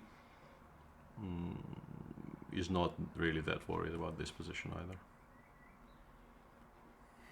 Well, you can always waste a million tempi. Nah. It's actually difficult. If it's not on g4 already, then getting it to g4 will really take like 75 tempi or something, and it's not. Yeah, it's king not. will have to go to g2. Yeah, it's not great. It's not an easy puzzle. It's not great. Yeah. I'm waiting for queen a6, queen h5, but black doesn't have to do anything really. Galactic is saying queen f3. That's smart. That is a very smart idea. Yeah, that explains everything, because I was really puzzled by this sequence from Vishy, but queen f3 is a very smart suggestion, and yeah, thanks to Galactic for that. Yeah, that solves all of white's issues, because black will never be in time to do something like queen a6, rook b2, queen a2, because there will always be so much counterplay coming in the center and on the king side. The king side is just never safe enough for this. Let's say king g2, queen a2, queen g4, and you start running back. Okay, this doesn't work. Yeah. All right, probably dynamic equality, but very interesting. And it feels like Ding is showing us some positions or some plans we haven't seen.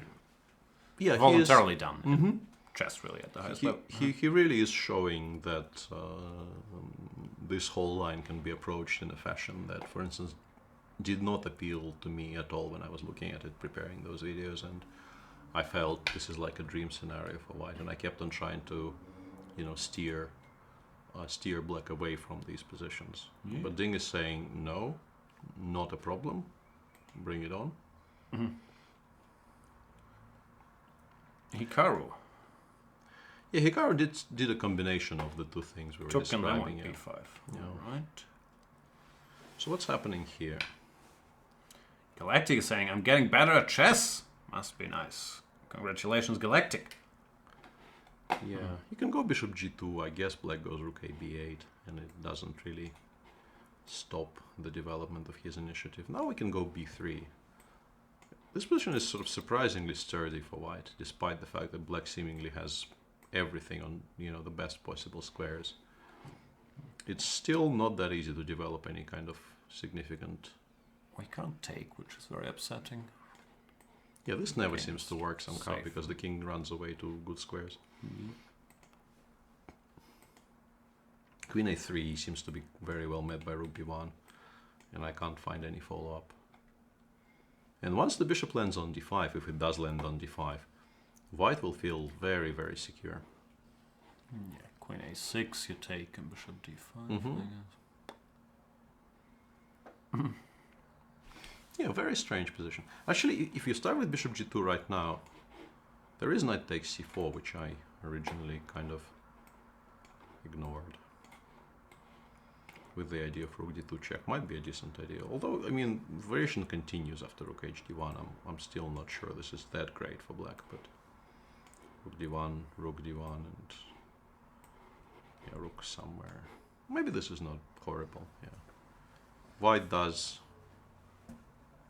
assume control over the d file, but black did win the pawn back, which is very important here. Well, what's happening in the chat? Zachin Roy is saying, my goal is to become an expert flagger. That's all I desire, and I can only recommend to continue pursuing that path, Zachin Roy. Because pretty sure it is also the path to happiness. Sachin Roy, I apologize. But I don't watch cricket. So, because I know you only know this because of Tendulkar. Yes. There you go. Anyway, I'm sorry, Sachin Roy. I've bungled your name plenty. Mr. Doge is saying, my goal is just not to get any worse. So Mr. Doge has peaked, is what he's telling us. I understand. Basmaniac is saying, gonna make a cup of tea. Anybody want one? It's so hot. Do you have like iced tea? I'd take some iced tea. What's with all the rip cat? Whose cat and why is... Mountebank says, now my old cat has passed away. I am the best chess player in the household. Wow. Sorry about the cat. And sorry that you kept losing chess games to your cat. Yeah. That must have been. Cue the Rochelle joke. Crush. Somewhat surprisingly, Vishy did not play Queen f3. George Formsby is saying, I tried to follow the optimal method of becoming a title player, but my mom said I couldn't live in her basement till I was 30. I'm not sure if that is the way.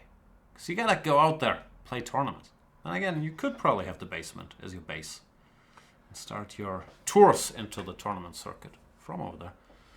But from your experience, I don't think... chess players, do they stay at home longer than other players? Than other people, I should say? No, I think it's... I think it should be on par with Gen Pop, so to speak. Yeah. I'm not going to argue that they don't have any life skills. That has been established. But normally, you suffer with your non-existing life skills on your own. Yeah. I'm not sure. I haven't done research. That's actually interesting. Apparently, I read somewhere that story caught my eye a great deal. That's not English, but we'll proceed as if it was. Apparently, some people in an American state, I can't remember off the top of my head, Delaware? Sued their 30-year-old child. For rent? No, they kind of filed a lawsuit telling him that he has to move out and he can't live with them anymore, and won the suit. Fair enough. Which is a kind of a breaking development. I followed very closely because I am a father of two 16-year-old children. So you gotta wait 14 years until you can sue them, is what you're saying? Well, maybe, now that the precedent has been set, maybe you can start shifting this age upwards. I love you dearly, boys. You can live with us for as long as you like, provided that is not longer than another 3 or 4 years. As long as I pay rent. I don't know if I go that far. Mr. Dodgy, wow, this is interesting. Saying, so the real question is, when can I evict my kids? Yeah, that's what we're talking about. What's interesting is that we can now conclude that Mr. Dodgy not only has a wife, horses, but also kids. But no boat. No boat. You should really set your priorities straight there. How do you have kids and no boat? Said the person with kids and no boat. I have one kid. My dad has a boat. You are kind of progressing much further, I think, on the scale of progression. I don't know where I'm going with the... I couldn't have said it better. Yeah. I am progressing much further on the scale of progression. Far Away from Hell is saying, is Nakamura so a theoretical line still? Nah, normally after 3 hours of play, it's not a theoretical line still. Also, it depends what your definition of theoretical line is. If we're talking novelty, Rook Queen to C2 has never been played in practice. If we're talking when is what side out of book, which is normally my definition of theory. Theory is as long as you know it. Then we've had discussions about this over the course of this, but it felt like Hikaru was out of book. Well, that's my version of events at least, after Queen C2, and Wesley probably was out of book after C5 at least. That's the first time we spotted him taking time. And Lawrence Trent is trying to contribute, or be funny, it's always hard to tell with him, or both, by saying Das Boot, ironically, is the only German film I've ever seen in its entirety. About a boat. He's trying to spell boat. It's gonna take a while. Not a boot. Yeah. He's trying to be Canadian there. Actually, about a submarine. All right. Where's this going, Lawrence? Are you saying that German cinema is not good? Which is true, but I'll still be offended. Are you lying to us? Because I'm pretty sure I could find some other German movie you've seen. Are you saying you don't have time in your busy management, twitching, watching La N with Vincent Cassel's schedule to watch other German movies? What's your point? That's a very large assumption you made right there. No. Those are all facts. No. I mean the assumption that there is a point to what Lawrence is saying. How dare you?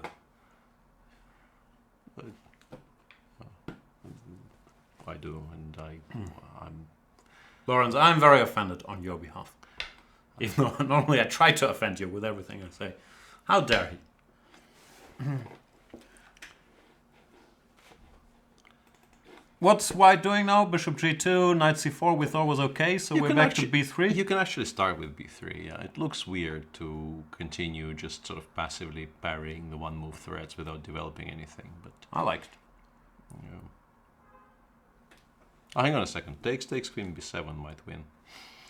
So, yeah, that would be... Wow.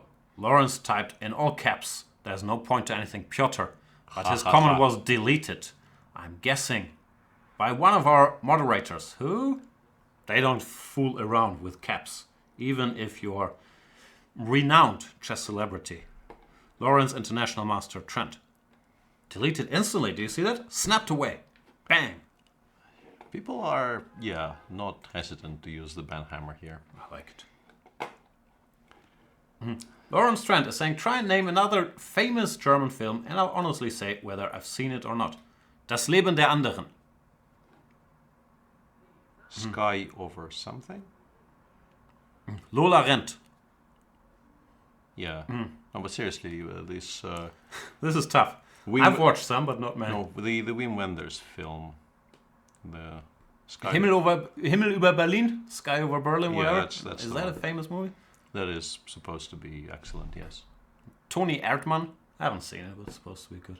I'm not going to defend German cinema. It's all horrible, like romantic comedies, because in Germany we're very afraid to, be edgy. So it's all like bubblegum. Anyway, Magnus played G4, and people got very excited about that. But this is not an attacking move; it's a restricting move. He didn't want to blunder the exchange. No, but mainly, yeah. I mean, there were other ways of not blundering that exchange, but he is just trying to restrict the black pieces as much as possible. This is not as exciting a development as people in chat were trying to make it out to be. Actually, let me tell everybody. I understand, it's off topic. Everybody, an excellent German movie. Victoria. Watch it, Lawrence Trent. It's an excellent movie. Plays in Berlin, your new home. One shot. It's typical Berlin, like smooth criminals. It's excellent. I'm being very, very serious. Watch that movie, everyone. Okay.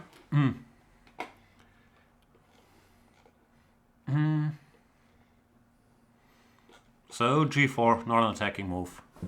Well, black is still stuck for ideas.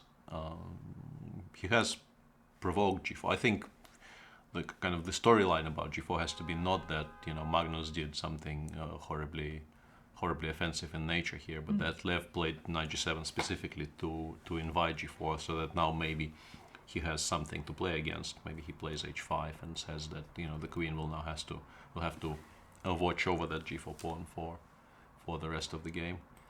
But It's interesting though that he had more or less done this tour. After queen d4, probably stopping queen f6. Yeah, because He of the decided basic. not to go here, but to go back. Mm-hmm. This, of course, is... Yeah, this is an important little tactic, because otherwise queen f6 would have been an excellent move. No, I don't know. Still. Yeah, and Russian Yankee saying queen f4, knight g5, e4, f6, g5, queen h4, 1-0.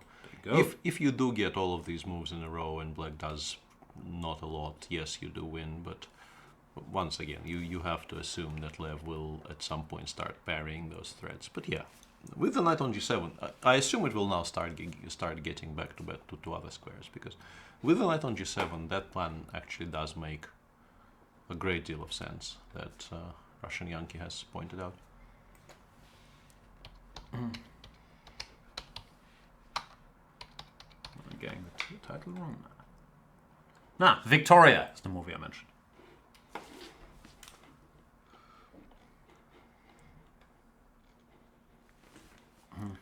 And Vichy seems to have tricked Ding Liren a little bit, potentially, because if the rooks come off, well, I don't know about tricked, but if the rooks come off once again, I think the only side that can be better is white, although objectively it's just completely equal. And meeting rook a1 with rook b2 is optimistic. Yeah.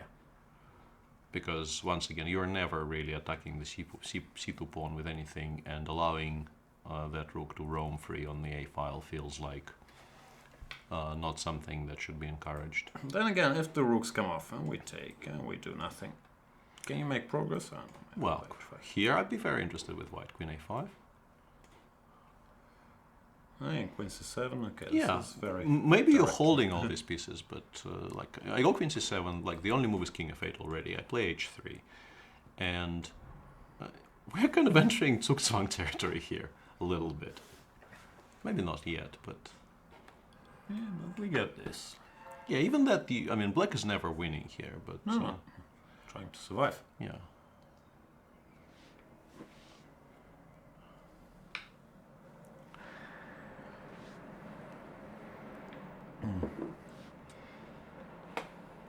Yeah, the expected result is still a draw, but I feel that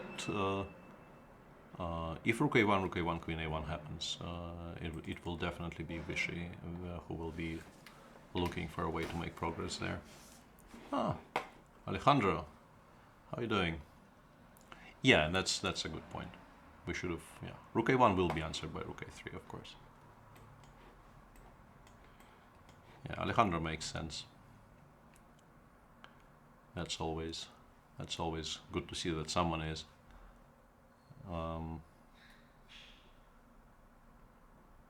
Yeah. Then I guess nobody really makes progress in this position, because I still don't see how black makes any progress on the king's side.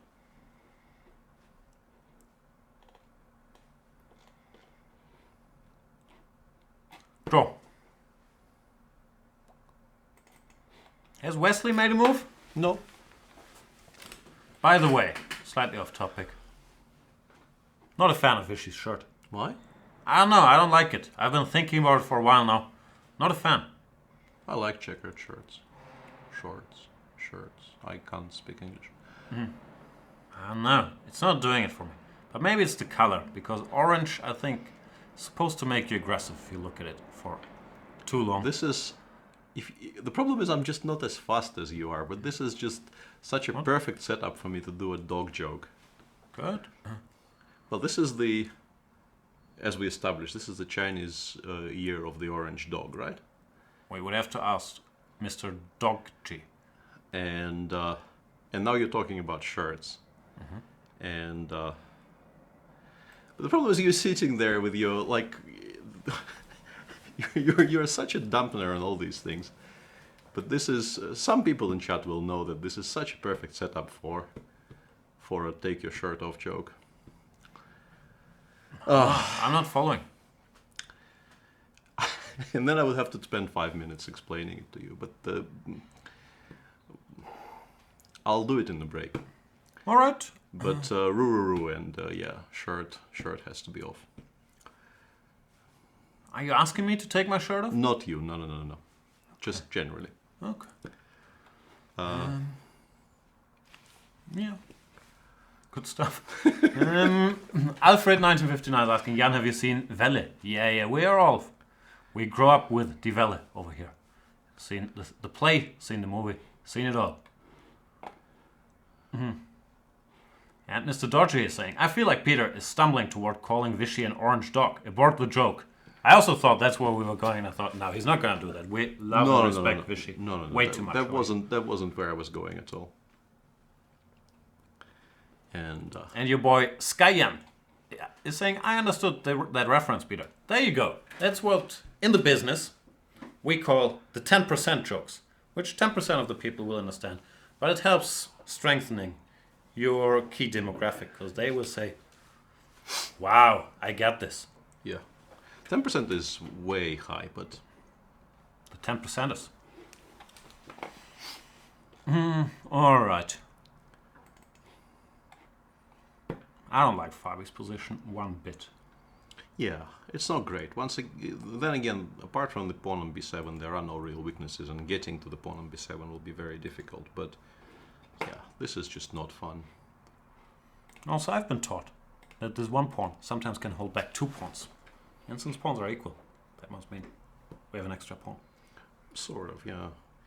And if white actually manages to do something on the queen side, it will be so crushingly strong that I'm looking at something like, let's say black just does not a lot in this position. Something like, let's say, bishop b4 in particular. I just wanted to show you a line I thought was interesting. Good. Bishop b4, rook b4, rook d7. And here I wanted to play d5. Whoa. Gimme. c5. Maybe you still hold after d4 here. This is what is bothering me. Bint. Yeah, it's a very strong pin, but it might take a while to do something about it, and you just go bishop c6 and then try to play g5, queen, king, g6. But my point was, if you allow me to play bishop d4 and then c6, the a pawn might just queen. Like if you just completely ignore my point here and go, I don't know, king g8, rook, bishop d4, knight e8 or something. c6, bc, bishop takes a6. Could very easily just be winning for white. Because he is just so dominant on the queen side and the bishops are so strong. So yeah, it's white's initiative could just explode here if black is not careful.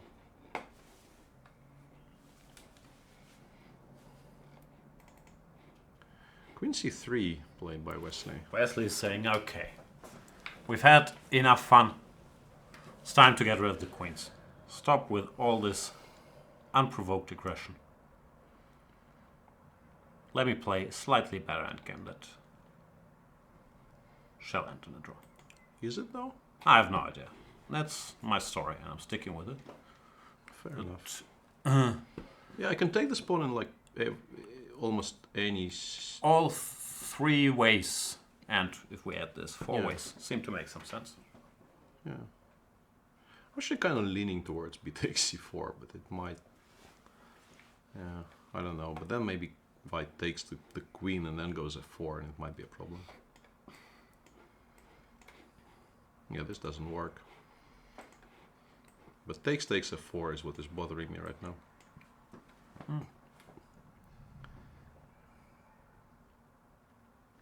Yeah. Doesn't continue, does it? Yeah, knight b2, rook b4 seems to work out fine for white, and white just ends up being a pawn up.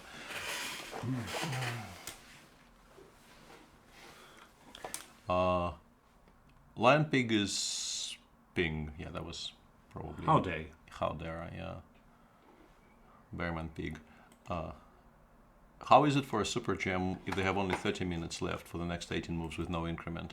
I'm slightly confused by the no increment statement. Is there a no increment? I was operating under the assumption that there is increment. Then again, I'm very ignorant. From move 61, so Yeah. line ping is completely correct. Yeah. Well, it's tough because it very much depends on the position. If the position is somehow very simple, which is this one isn't, so I can stop right there. It's not great to be in this situation because nothing much is happening, but you do feel like White is making some slow incremental progress here. And There is no increment. We've just established that. I ran straight into that one. And eventually you'll have to start calculating concrete variations, and then you will need time. So yeah, Lev is probably not enjoying himself a great deal here. Although he feels seemingly reasonably relaxed, judging. Although he just sighed a great deal and played c6? He doesn't like his position. Yeah, that would be a very strong indication that he is not enjoying where this game is heading. Because, yeah, that's a kind of a structure change which, you know, the white player immediately perks up and thinks, I might be actually better here. My bishop might have a future. Yeah. George Formby, who, by the way, has been doing some solid trolling. I've been reading your work, sir. It's been very solid. The K9 reference was very nice. The K9 square, yeah, that's good stuff. And he's saying, ask Magnus. He's good at knowing if there's an increment. Referring to the 2015 tournament where Magnus lost on time in the first round against Wesley Topolov, thinking there would be an increment after move 60. But there wasn't. Yeah. And c6 in this particular position makes a lot more sense than earlier, because now that white played g4, if you remove the pawn from d5, if it gets, let's say, traded for the pawn on c6 in whichever way, there will be this e6 square for the knight on g7, and from e6 it will kind of hint it might eventually get to f4, which is a very nice square for it in some, you know, dream future scenario, which generally shouldn't happen because Magnus will try to prevent it. Queen f4 is a very interesting move right now. Well, yeah, probably Magnus... No, Levon was just worried about this plan pointed out Yeah, earlier. yeah. Notice Queen f4, knight g5, knight e4. Just trying to take the square under control. This has to be the explanation, yeah. Queen f4, c takes d5, and... Queen d6 we can do. Queen but d6, maybe bishop gonna takes take, a4 probably is okay. I was wondering about queen h6, but even f6 might be okay, and knight e6 is a move. I don't think those sacrifices on e6 will work. And Schackspeleren. That sounds Norwegian. He's filling us in about the confessional. They have this confessional booth where players can go and share their thoughts about the game during the game, mainly for Norwegian TV. And he's saying in the confessional, he said, I know many watching this think the Berlin is the World Championship of boring. And people have called it the Borling, so yeah. But it can go many ways, and he was very pleased, it seems. Yeah, I mean, I'm not surprised. I haven't seen White get this much in a Berlin in a while. And interestingly, he plays c4 very, very fast. I kind of considered this move, but I would have assumed he'd spend more time on this decision. And the speed with which he played c4 would suggest he actually thought c6 might be a move black would make, which frankly did not really occur to me. Yeah, and now that d6 is not supported by the pawn on c7, queen f4 is actually becoming a very large potential problem for black. So Levon's main worry might not be the time situation, but also the pressure. Because, yeah, these pawns do a great job. They might look anti-positional, but they do a great job restricting the black pieces. And now, for instance, black has c6, c5 as a move, to which white, I guess, replies queen f4, and you can take on a4, but you might get mated. f6. f6, knight e4. I thought it was just 6, knight e6, I guess, because knight e4, knight e8, I'm not really sure I'm struggling this much. Okay. Although you can play b3 and take on d6, and I mean, just how alive I am is very questionable. Yeah.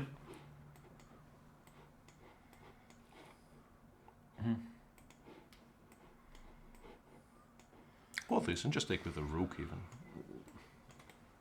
d6, f6, yeah. Unpleasant, Yeah, these are positions you dream about. And CP Counter is saying, been a while since I have seen Aronian such low in time. I don't know. No, I'm pretty sure I've seen him have fewer minutes than 27. But, yeah. He normally is on the quicker side of players. So yeah, not enjoying this probably. Yeah, no, this is all very interesting because,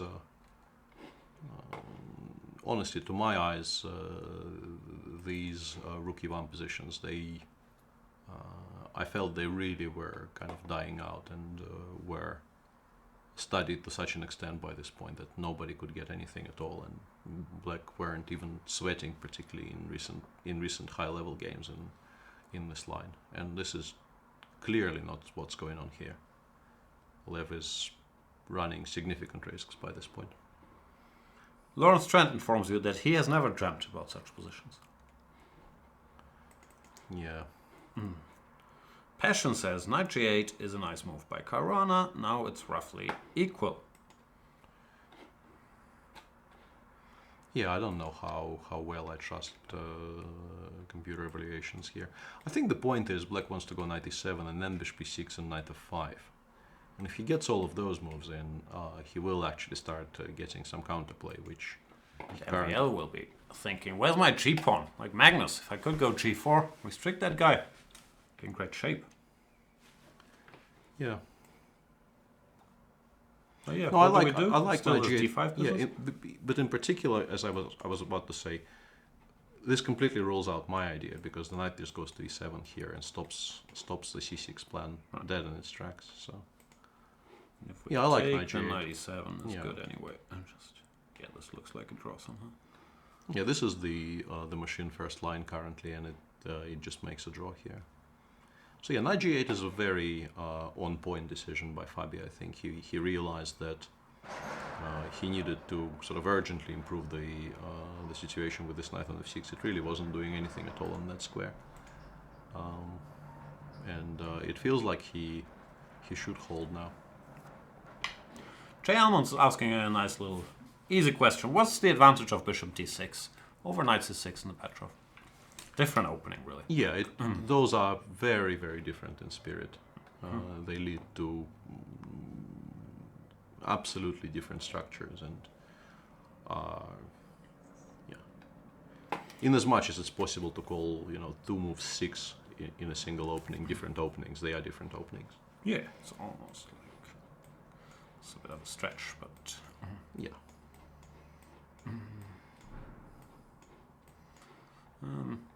Bishop g5 and bishop e2, very different openings. Yeah, yeah, that would be a good comparison.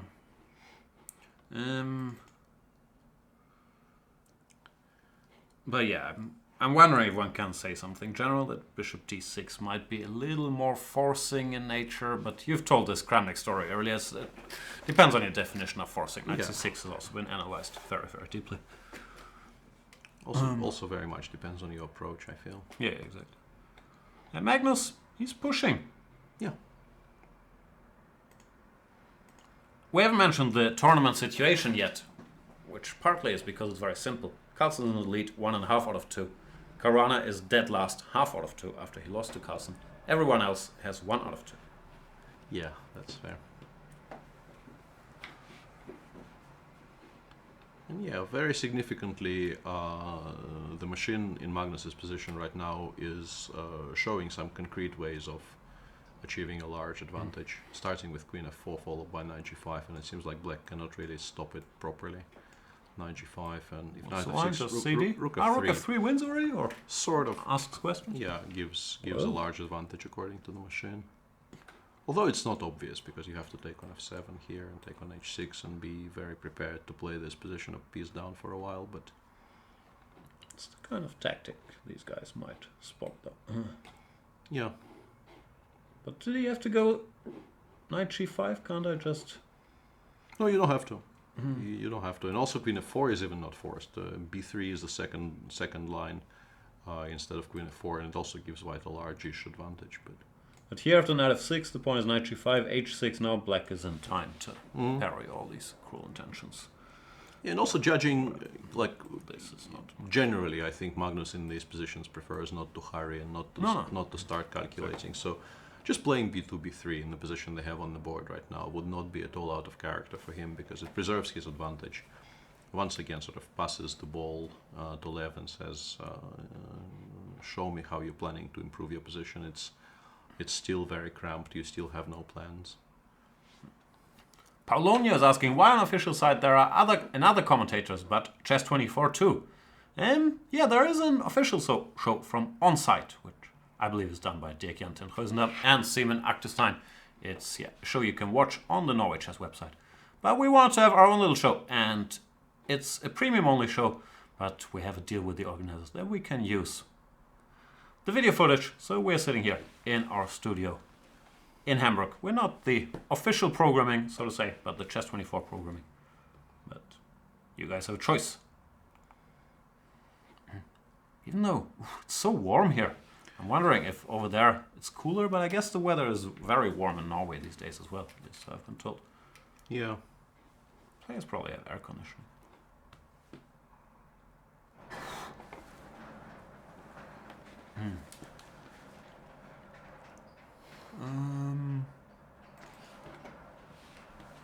What is that to say? I have a feeling that, first of all, I don't know what they're doing outside, but they're always up to no good there. I have a feeling I might need to hydrate. Or this could end badly. We do have our daily quiz at 7 p.m. Central European Standard Time, which is in 28 minutes. So you guys can prepare your Googles, your Norway chess facts, and get ready for that. If it's okay with you, we'll go on a brief little break.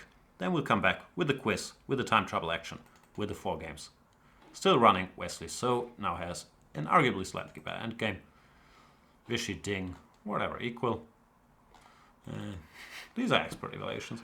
MVL seemed to be better, but Machine said it's fine. 97 Bishop E6 draw. And Magnus is pushing against Liren Aronian. Anything else? Not much, and I would very much like to partake in that hydration plan you have going. You guys, you're allowed to hydrate too. It's an inclusive show. Very. Which can do you want? See, I'll even let you choose your own can. Yeah, that's a good cam. Oh, and Lion Ping is saying, now you'll get the story about the t-shirt. Yeah, that's why I need to call the break. Can't wait. Okay, see you guys soon. Bye.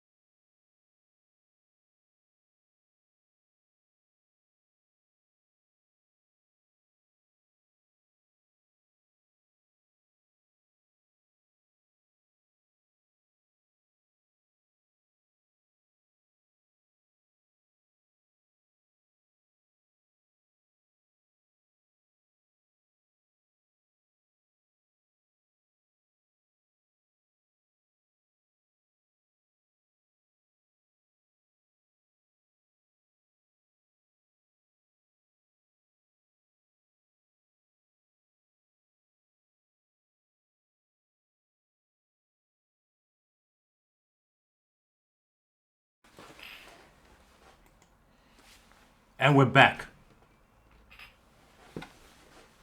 Still We are. chess going on. Definitely. Mr. Magnus.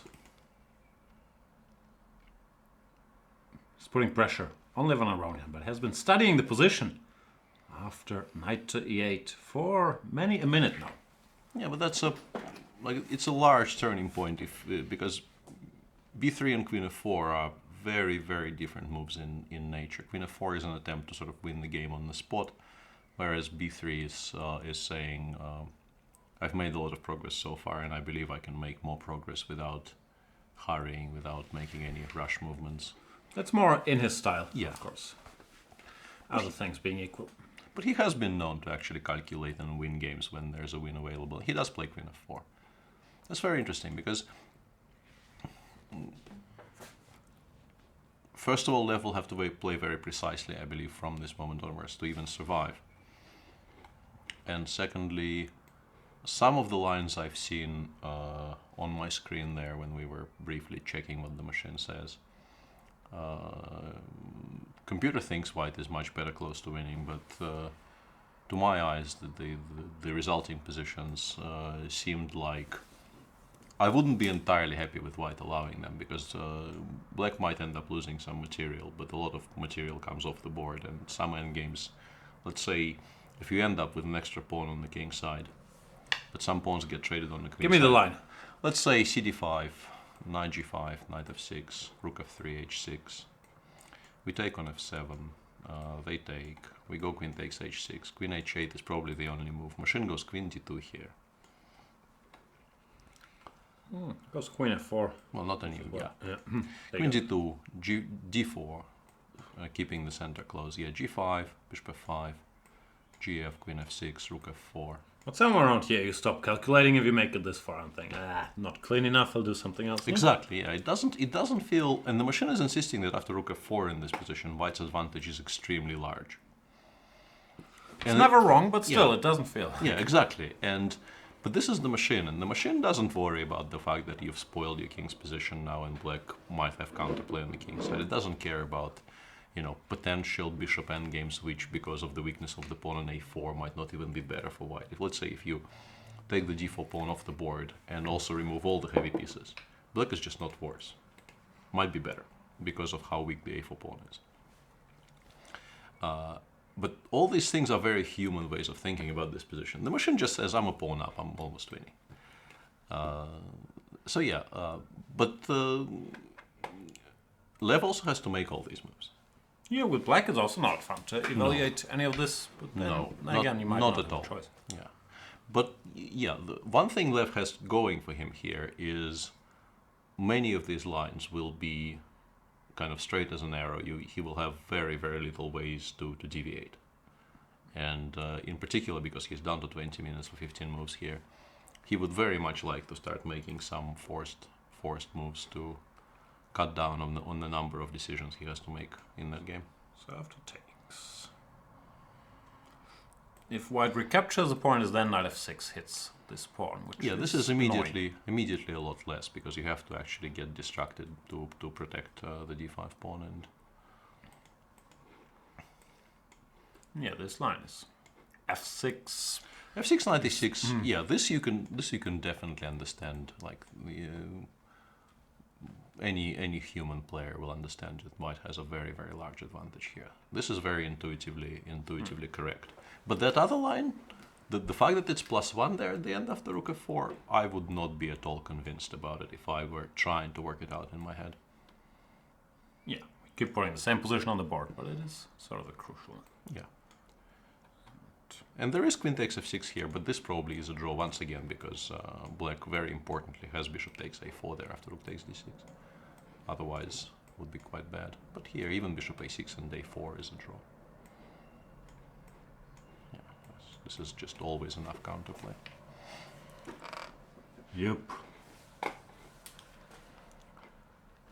All right. So Levon has work cut out for him. He's going to spend some more time. Probably he's going to go for the cd5 because... Yeah, this is the what assumption. Yeah. Because everything else looks even worse. So. MVL did not go for the direct draws with d5, but now that the knight has made it to f5, the question, once again arises. Are you even better, bro? Yeah, this seems to have been very well defended by Fabi and should now probably end in a reasonably comfortable draw, because it seems like White can't really avoid taking on f5 in some fashion. And then why is he even better? Then Vichy versus Ding Liren, they have ended their game peacefully. There was, ever since Alejandro Ramirez pointed out to us that there is this rook a3 plan, sort of. Was the assumption that neither side can really improve their position. And the players agreed, and so they repeated rook a1, rook b1, rook a2, rook a3 for a while, and then they're not allowed to offer draws, so they will find a repetition if they think it's equal. So we're two games down, and Wesley actually has, I think, something tangible here. There was a question in the chat, can Wesley still press? And then Mr. Dodgy wrote, Wesley is not Presley. And I know how it is with such puns. You think, do I want to write this? And do I want to say this? And then you're like, yeah, whatever. So I can relate. But can he press? Is he Presley? I've been trying to figure out what I think about this. The rooks need to come off, and then White's problem is that for the rooks to come off, he has to go rook c1 and then take with the king on c1, which takes his king some way away from ideal squares. You would like to have your king on d4. So let's go somewhere here, whatever. Yeah, here. I don't know, bishop d3, for instance. Yeah, I don't know about king. rook. Yeah, they take and they go king e7, king d6, and then knight d7, and they probably hold because, once again, one thing we had going for us as White in this position was that our king was a lot more central. And is this a fortress? I'm not saying it's forced moves, but here, I don't know, king d4, I lose. Pity, why do I lose? But I don't have to allow it. yeah, and now after e5, I guess you just pass forever and you say, I might win, no? 95. oh yeah, maybe you will do, yeah.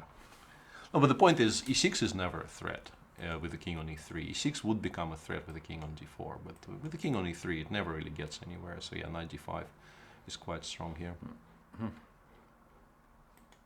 Do you even rook lift? That's very good by DP Owens.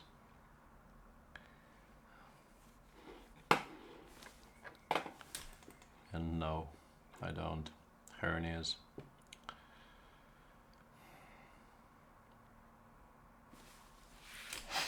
Pretty sure it wasn't addressed to me, but I still felt I need to inform people.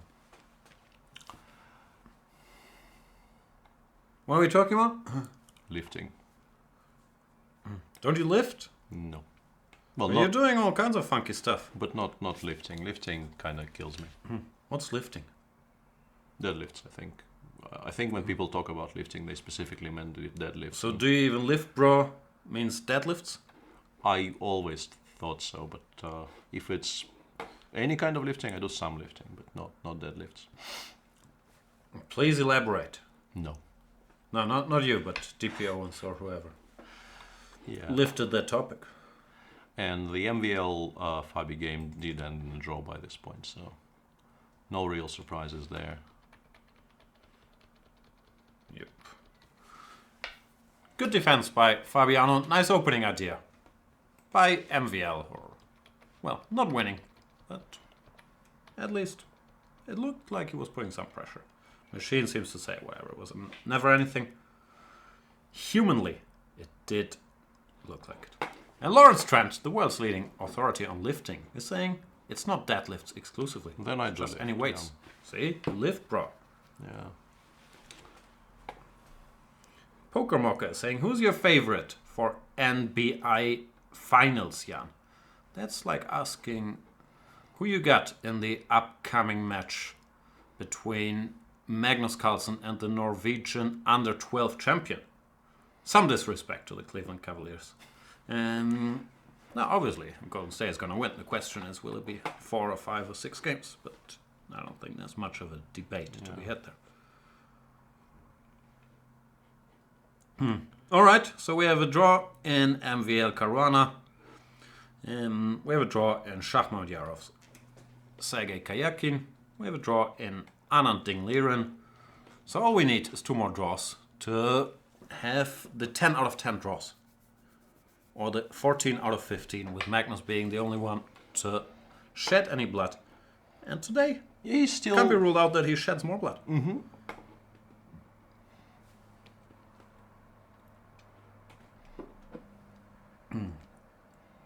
He remains a favorite to increase his lead over the field to 2 decisive games against 0 for... Well, 2 wins against 0 for everybody else, because some people also will have had decisive games, just not the kind you like.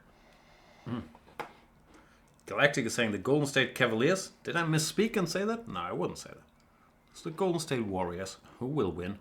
Which is not a big surprise, because they have like 4 out of the best 20 players in the league. Well, Cleveland only has LeBron James. And then, I think, if it was LeBron James and you and me, and Lawrence Trent, and Mr. Dodgy, the team wouldn't be much worse than what they currently have. Yeah, So, I don't know they're in about trouble. that. I can't jump. Lawrence Trent is insulting me in the chat here. But I'm not even gonna bite.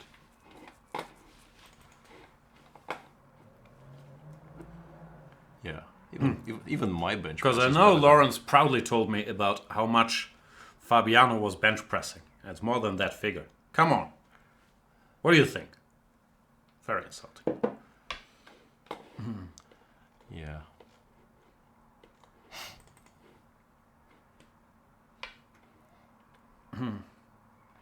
Wesley So against Hikaru Nakamura.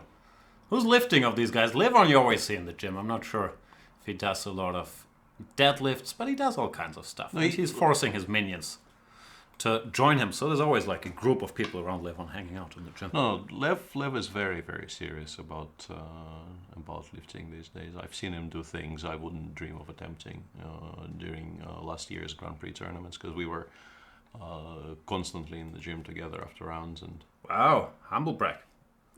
well, for him, I mean, what I do there is pedestrian. But yeah, at some point he told me that he hired a sort of a very serious personal trainer who put him through proper hell, getting him fit. And yeah, he does things which, yeah, as mentioned, I wouldn't try, and I wouldn't recommend people trying. Magnus is always super fit. I'm not sure he does much gymming. He's more outdoorsy normally, so he does a lot of whatever. Hiking, basketball, football stuff. I'm not sure he's into the gym grind so much, but Not a lot, no. he's fit. Yeah. So. Who else do we have? I think, yeah, Karjakin and Caruana, they're gymming probably.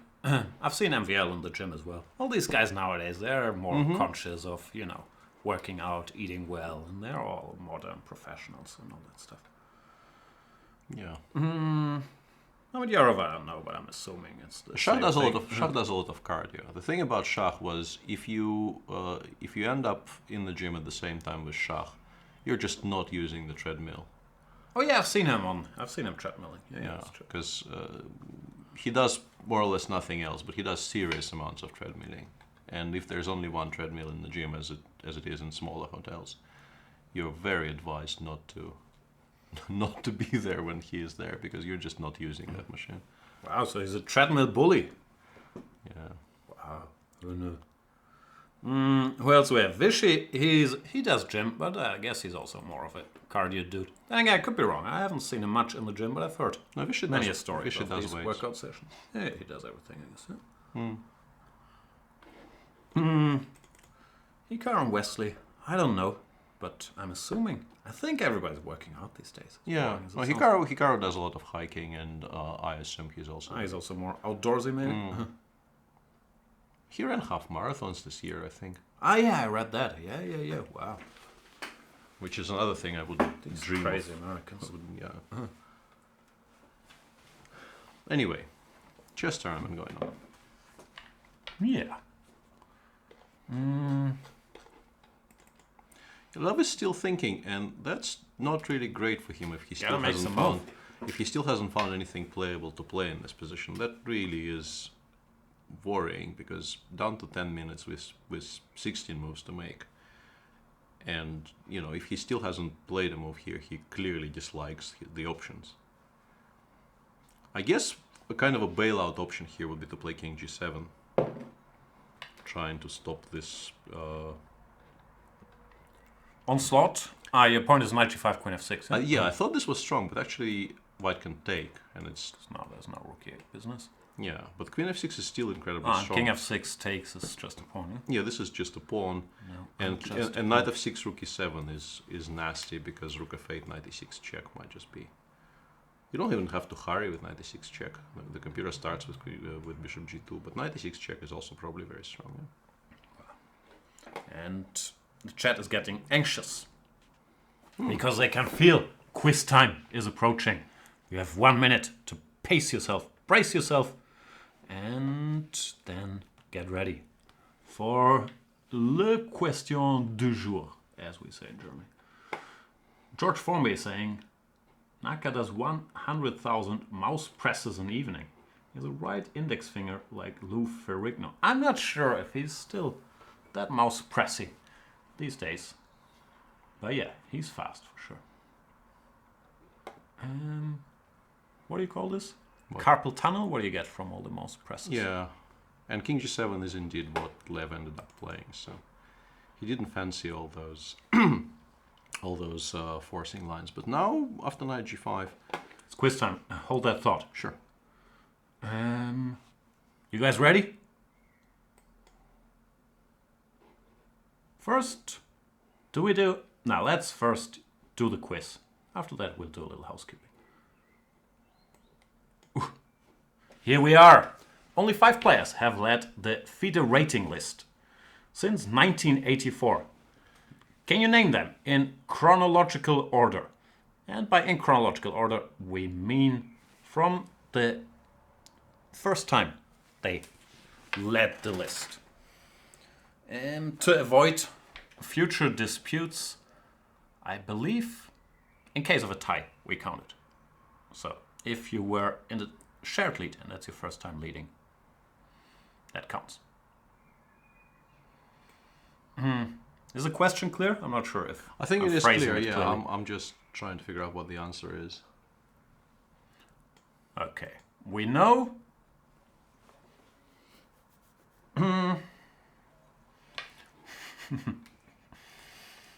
Lawrence is wrong. That's what made me happy. See, I'm petty. Don't petty? No.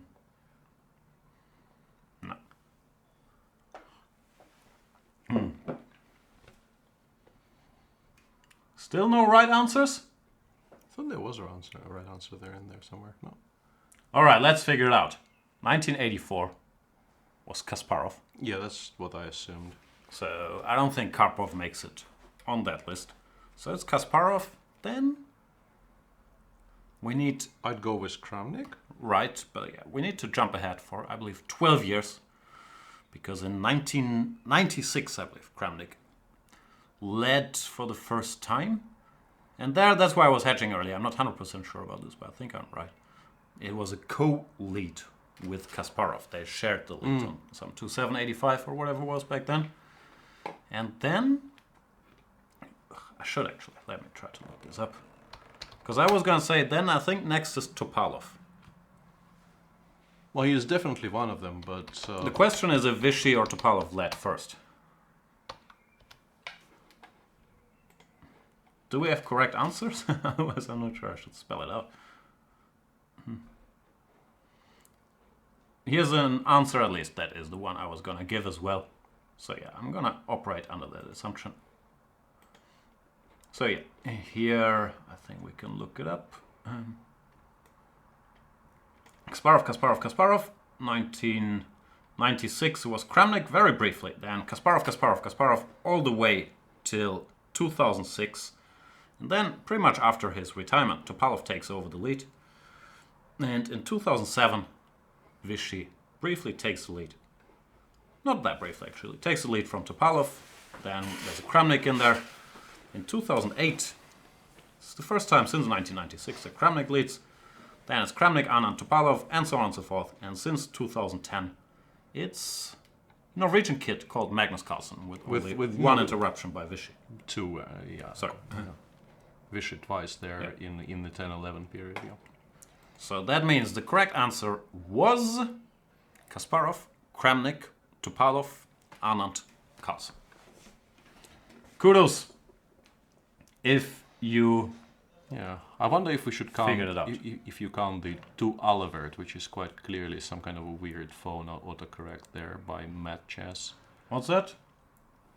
Well, 2 Alivert is clearly Topalov misspelled by the phone. I would have counted it if he had not also misspelled Anand and then not typed out Carlsen. There's just too many inaccuracies. He's also completely wrong because he said Karpov Kasparov. Yeah, so yeah, this is not much of a discussion. Yeah. I did not see the beginning there. Let me take a picture.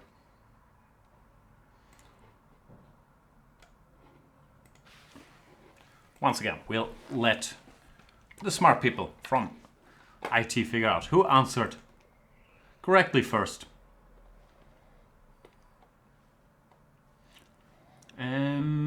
Before we continue with the show, let us honor our previous winners. In round number 1, it was Mr. It's Snowing, at least that's what we were told, who got the Topalov 40 thing right. And in round number 2, regular winner of these things, Johann Wilhelm Möbius, named the 5 players with more blacks than whites correctly. All right, quiz time over. So it would appear.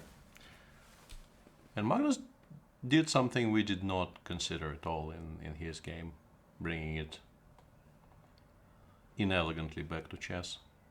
Yeah, I'm still trying to make sure to figure stuff out here. Sorry. Yeah, Magnus played rook b3, which is not a move How dare you? any of us really considered. And Lev, after thinking for a while, and rook b3, I mean, it has the advantage of having, very, very good surprise values. So he won more time when Lev spent a few minutes trying to figure out what the point is and whether he can actually afford to play rook b8, which is what he played. We're right there. I'm still housekeeping it. Sure.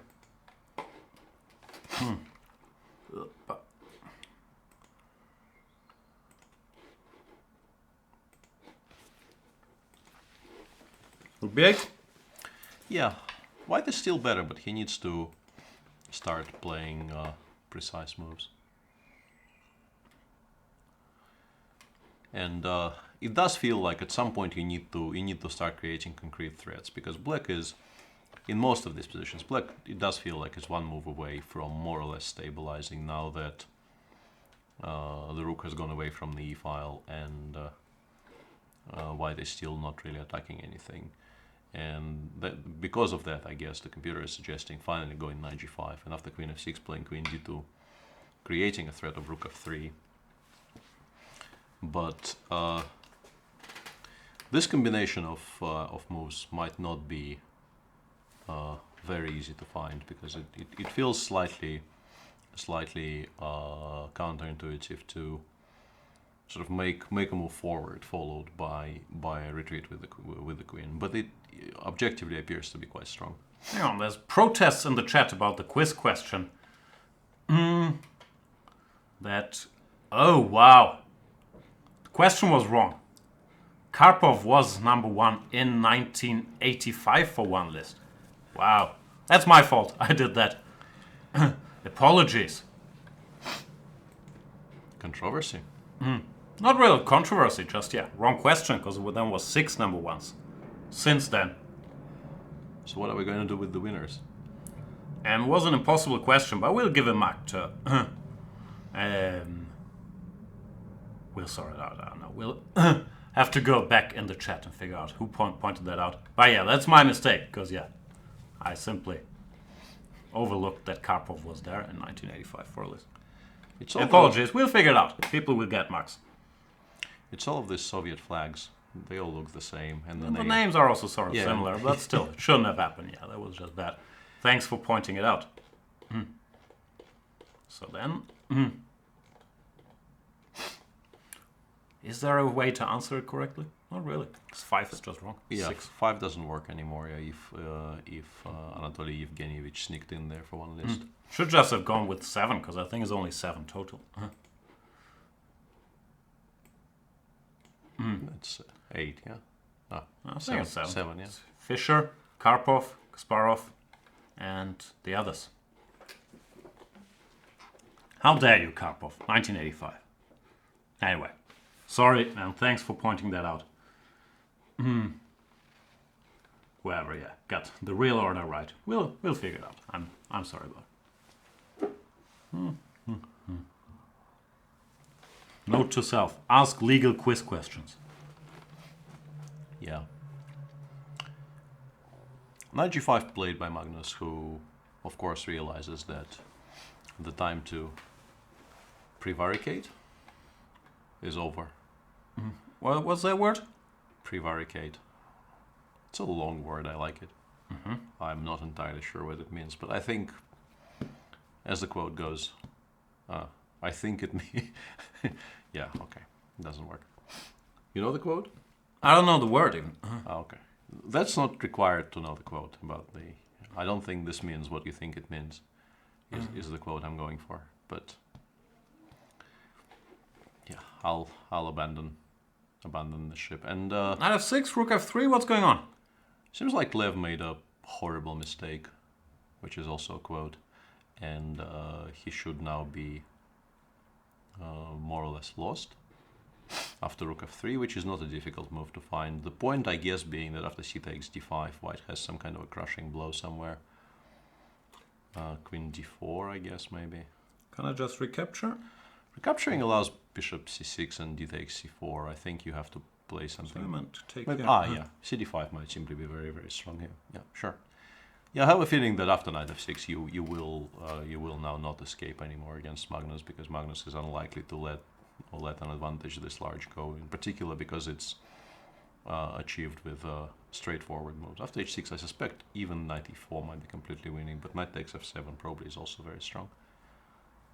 But I thought knight e4 followed by queen f7, queen g6 is just winning, and the machine confirms my suspicion. Yeah, this looks believable. Knight is hanging, knight g5 takes. And then rook f6. Yeah, this is completely over. Game. Yeah, and the thing about this variation, as opposed to some of the lines we were showing earlier, when Magnus could have played knight g5 in some earlier positions, this is just very, very natural. These moves just flow. All the calculations are very straightforward, and 5 moves long instead of 15. And This is very Magnus-y tactics. I don't think he likes long sacrificial attacks if he can avoid it, but it's very typical. He hasn't sacrificed a single pawn. He's moving his pieces to attacking positions.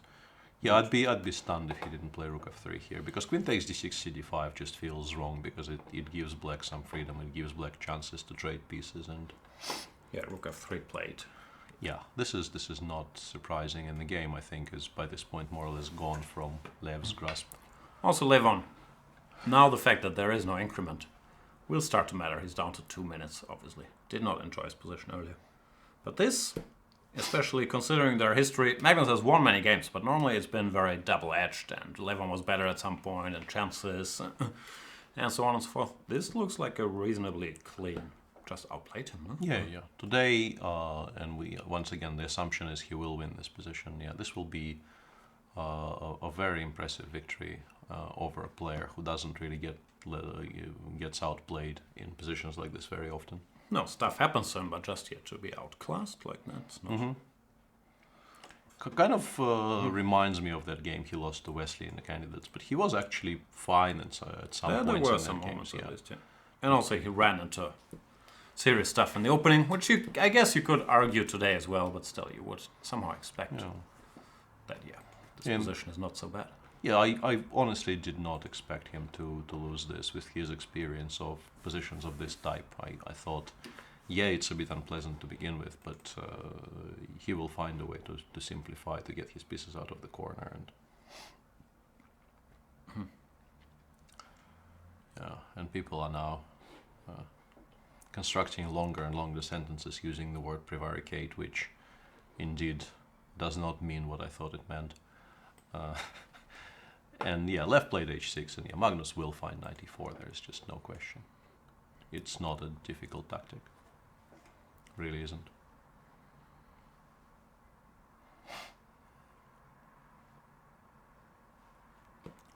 He also has 35 minutes, so even if it was a difficult tactic, he has more than enough time to figure it out.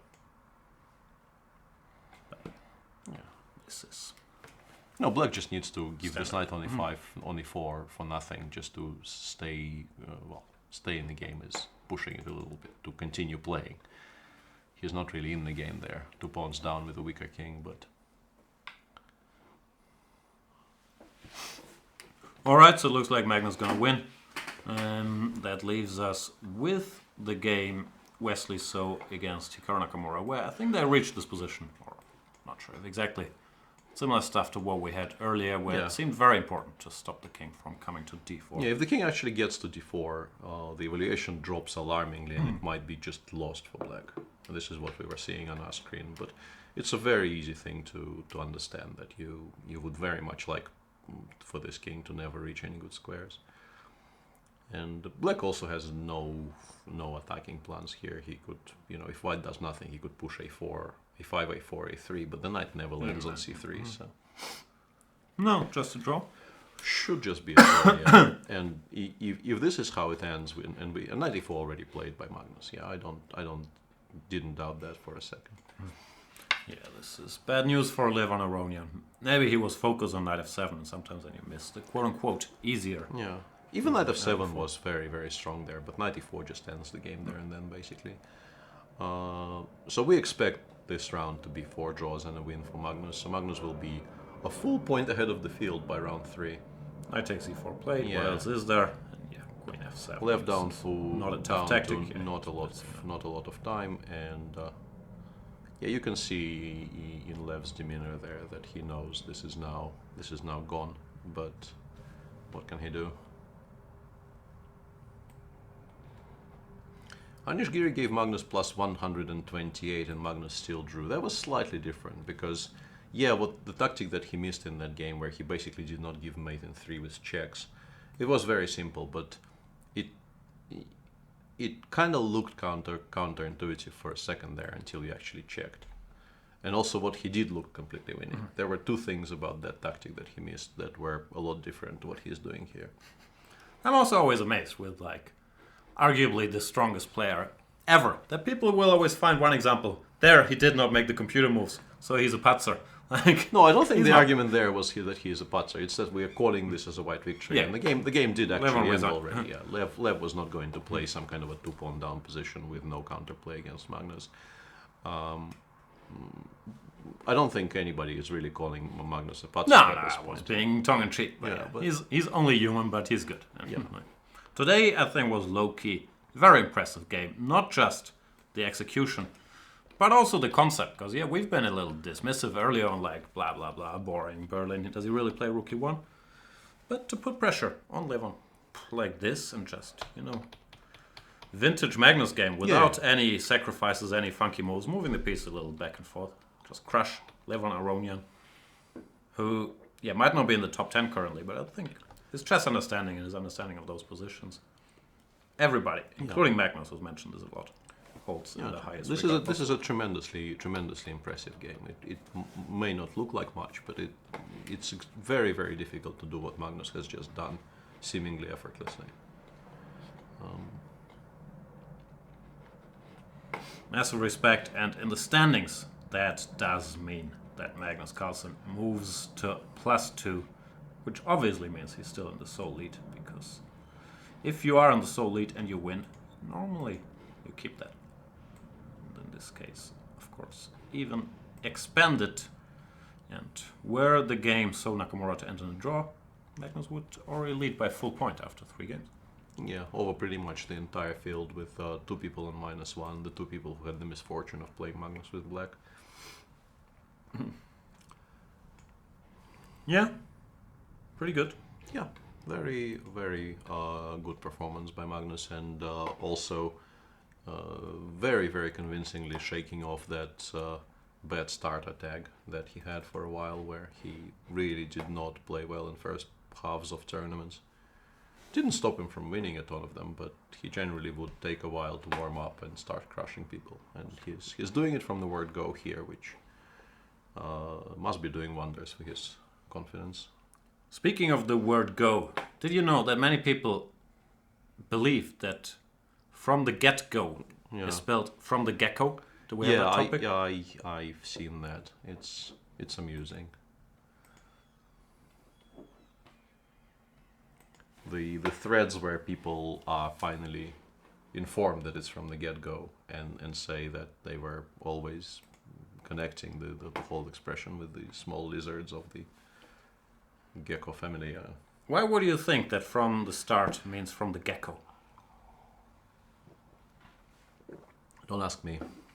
Sorry. I've had some really weird illusions of that sort. Mostly in Russian though, but not this one. Has Magnus been tweeting? He's tweeted, but can he do it on a cold November night in London, something like that? There was a football reference, as I learned from, I think, Colin's article. Because people used to say about Messi, can he do it on a cold November night in Stoke City, something like that? Yeah.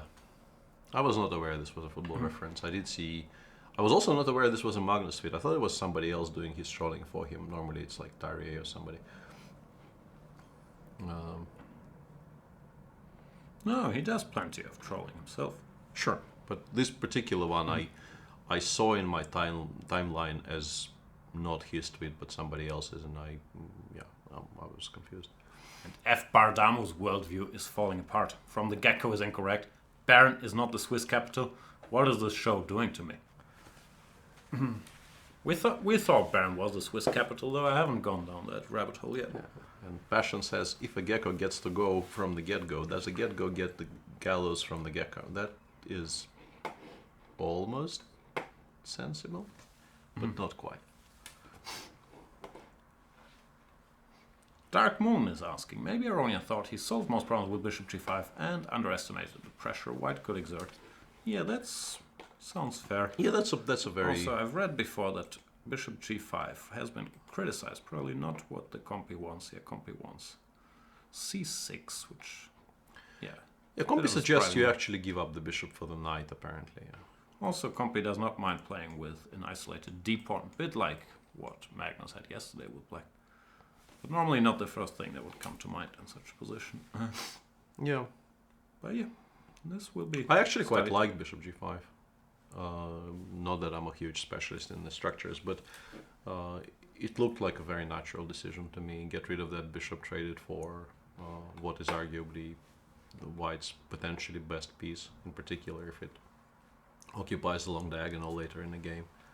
You know, takes some more pieces off the board, and then how bad can this be?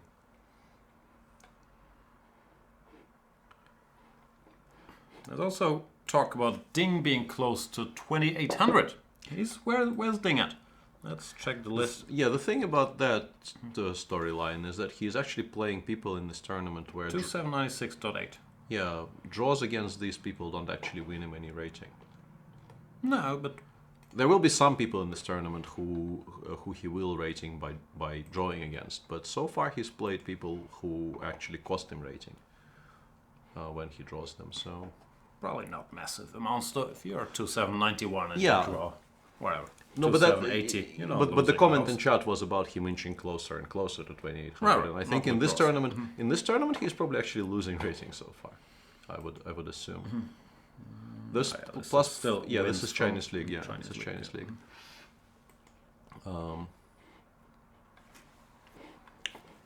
But yeah, he is on a very impressive rich vein of form. No, we were impressed with him in the candidates hour. I think the consensus was, like his wide openings aren't scaring anybody yet, but other than that, he's just incredibly strong. And he also seems to have the composure and growing confidence and so on to very much be there in upcoming candidates. And he is still improving, which is the important point. You can visibly see him becoming stronger year to year, and considering how high he already is, That is mightily impressive.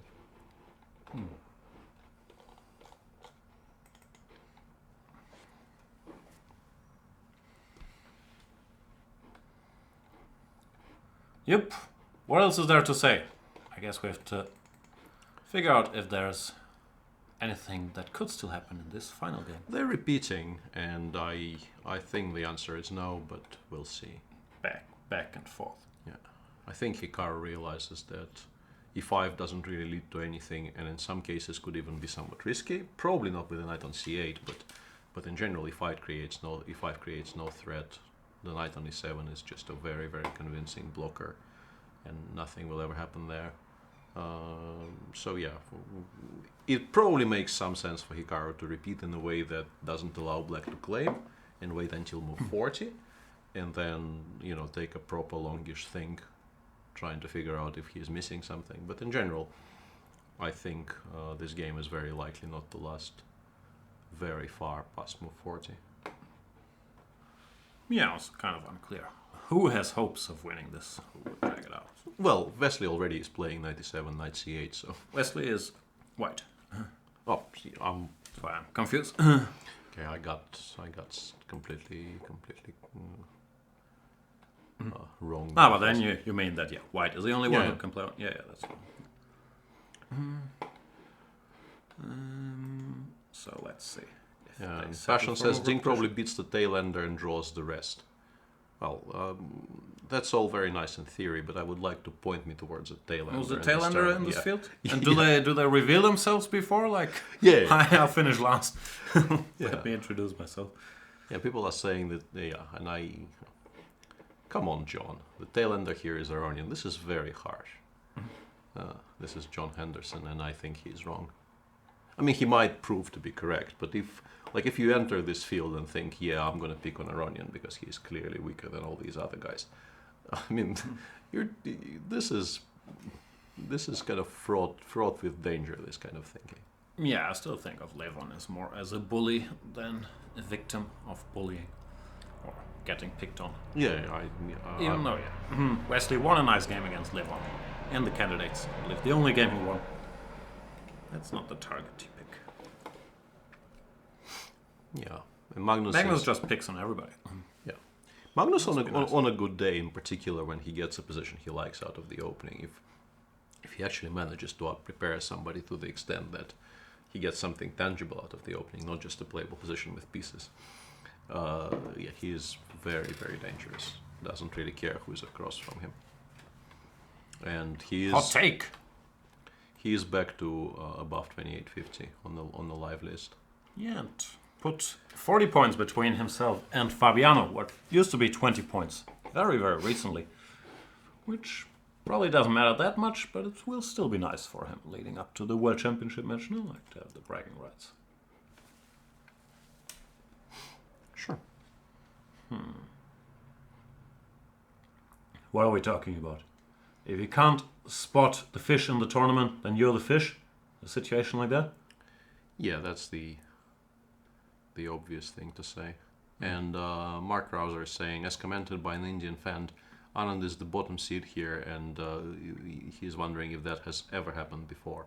My guess would be no, but I cannot possibly know for sure. Like in a field of more than 2 players, like in a tournament which is not a match, my guess would be there has never been a tournament in which Vishy was the absolute bottom seed.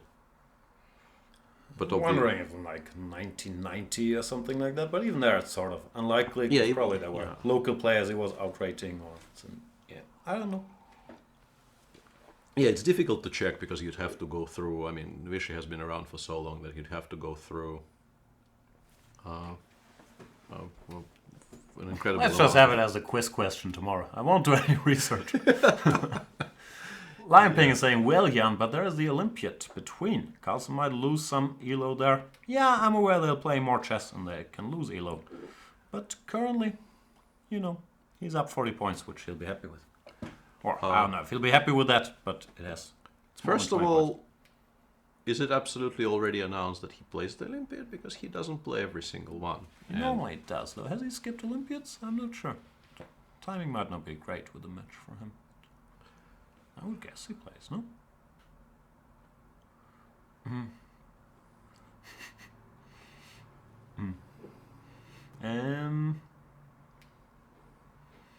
Ambitious Pawn saying, Dear Jan, I was recently the fish in a poker game, lost my stack. As long as you only lose one stack, that's okay. I'm sure Ambitious Pawn is a big champion of bankroll management.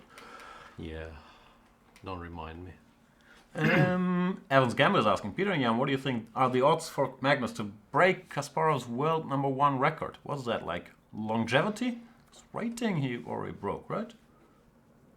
I don't know. I guess it has to be longevity there, and I think it very much depends on whether Magnus wants to play until the age that Kasparov played. Ripe age of 42? Was it 42? He quit after that Linares tournament where he lost to Topalov in the last round. That was 06, right? Yep. And that was probably March. So yeah, 42. Because he'd be 43 in April. There you go.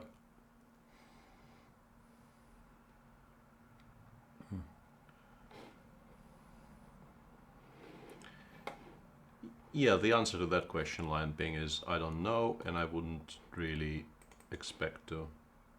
But as usual, it will be announced very, very close to the event. But if I were a betting man, I'd be betting on no.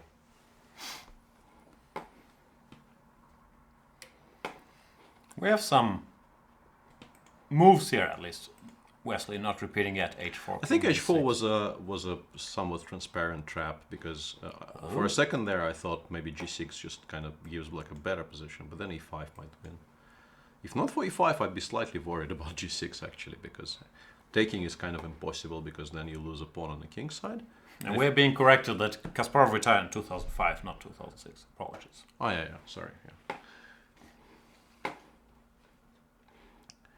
But then it's maybe 41. And not 42. Because he is born on 13th of April and Linares generally ends before that.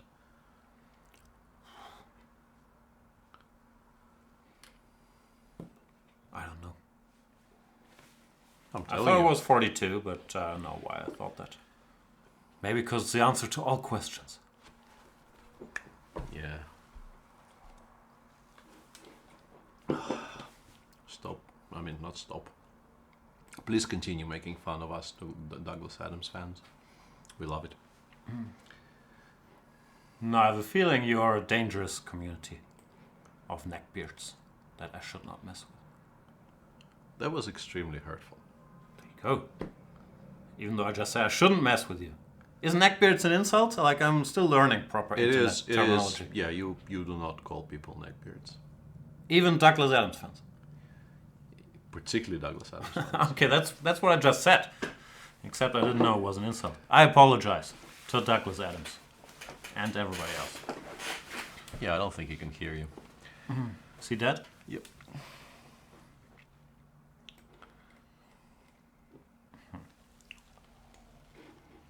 Daniel97 is pointing out Jan and Peter not on their facts today. They're fake news. Harsh but true, Daniel. But we make the mistake of not doubling down, but admitting the errors of our ways. Yeah, this is where we go wrong, obviously. Like, the proper thing to do is like, no, it's 2006. You're wrong. And no, there were 5 leaders in the rating list. You're wrong. Yeah, we will have to work on that. Yeah, I think Wesley goes bishop e8. Check out Chess24 in France. If you don't believe me, they said it on the show. Dr. Sausage is saying the corpse of Douglas Adams died come home from the gym. His corpse? That would be very impressive. Did he deadlift? Well played, sir. Well played. In Santa Barbara. That's nice. Yeah. Have you watched a single episode of Santa Barbara? I've been to Santa Barbara. I wasn't aware it's a TV show. Westwooder 59er is telling me, by the way, Jan, David McCallum was solo. I need to look this up because keep getting confused. Solo movie. Solo is played by Alden Ehrenreich, or did I make that up? Why would I make that up? But maybe no, he's solo. That's all I'm saying. But maybe that other Mach person played solo in an earlier movie of some sort. No, that's Harrison Ford. It's pretty well-known movies. Yeah, but maybe there's some kind of a younger solo franchise we are not aware of. No, that's the one that came out now. Yeah, but maybe there's so much of that stuff floating around that we cannot. I shouldn't discuss Star Wars with neckbeards. Oh dear. Santa Barbara was incredibly popular in Russia. The entire country watched that soap for some reason because basically there was nothing else. Did you call Baywatch Santa Barbara in Russia? Because I did watch Baywatch. No. But it's Santa Monica. No, but Baywatch came a lot later. But at some point, like one of the earliest things, one of the earliest soaps to ever come to Russian television was Santa Barbara, and it was just so strikingly different to everything else that was on Soviet/Russian TV that the entire country watched it. It was horrible. I can probably still remember some of the plot twists. You're much older man than me. I've never heard of this. Seriously? Barbara. No. Maybe we called it differently. In Germany, we have our own little titles. Like maybe it was called Reich und Schön or something. Santa Barbara TV, German. California Clan. Oh, yeah. That I'm familiar with. I wasn't aware it was called Santa Barbara. That's the problem. You grow up with all these dubbed German titles. I haven't looked it up. California Clan, I know. Yeah, it was horrible. Who knew? Santa Barbara. Cruz Castillo. Good God. Sauce Castillo, I know. No. Lion Ping is saying, oh my goodness, Baywatch. I didn't like it at all. What are you talking about? We didn't have the internet and the many joys of the internet when Baywatch was around. That's all we had.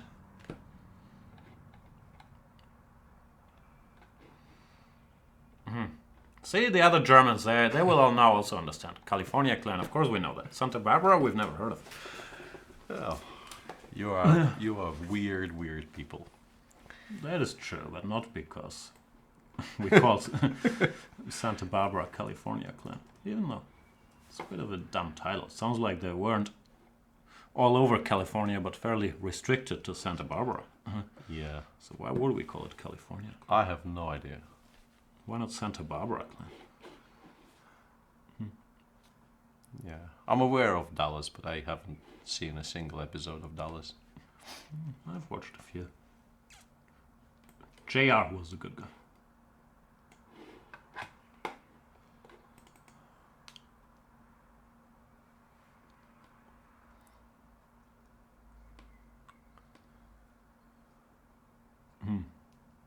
Father Jack. With the knowledge. Father Jack, by the way, is that from 419eater.com, my favorite website? He's saying there were some unfortunate things happened to Russians aged 41. Kasparov retired. Khodorkovsky was jailed at 41 in 2005. Whoa. Father Jack, big expert.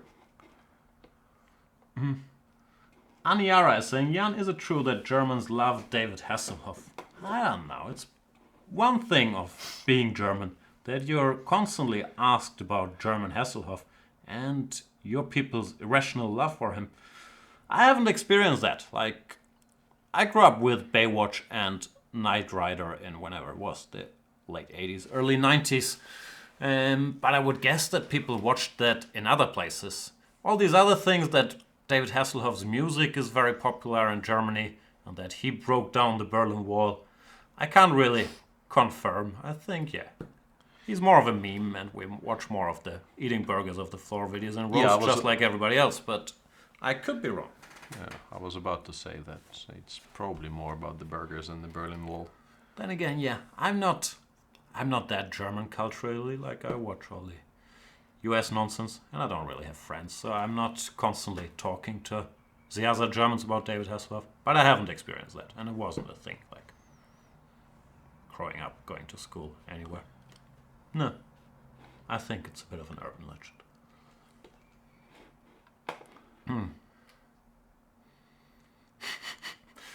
Mr. Dodge is asking, did he deliberately call him German Hasselhoff. You did, yeah. And I was wondering why, but I decided not did? to. Yeah. See? Maybe we do love.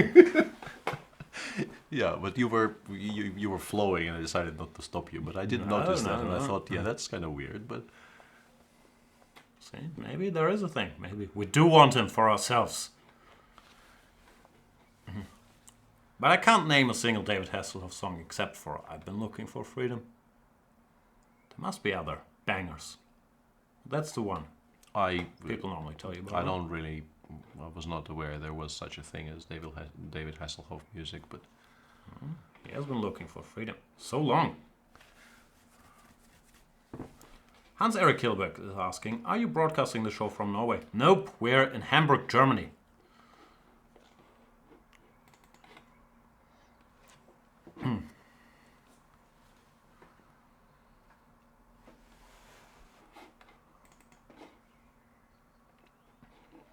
Wesley is doing this somewhat strange thing of kind of pausing on move 38 instead of move 40. He could have, or maybe he can't repeat anymore because it will actually be a threefold.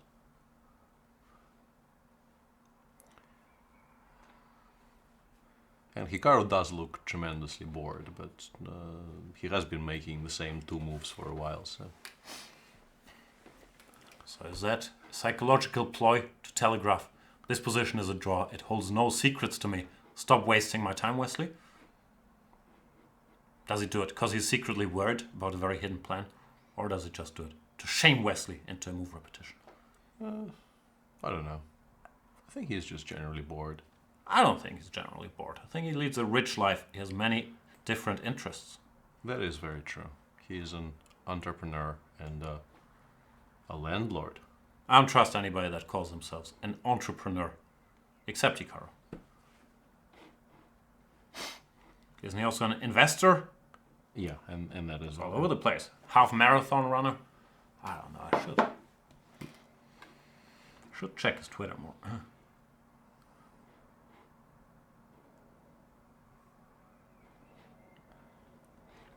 Ilya Karjakin? That's the man from Uncle. Yeah. There was some discussion about the man from Uncle, but I kind of missed it. But people keep telling me that Alden Ehrenreich was in the man from Uncle, and I keep disputing that. So maybe that discussion has flared up again. I don't know why they would say that, though. Because they're wrong. Maybe I should look it up before I die on that hill. Stop screaming at Google.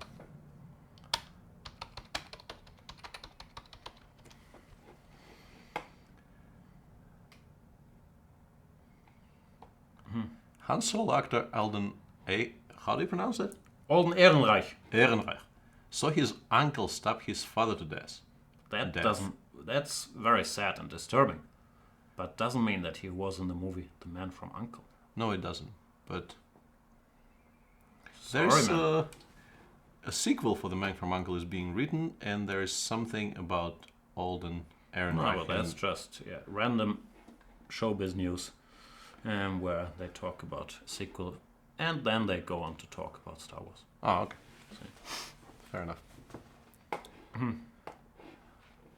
So, guys, have they made it? Do we repeat moves? What are we doing here? Well, they did get to move 40, and it wasn't the threefold because Wesley had thrown in some h4 in there, so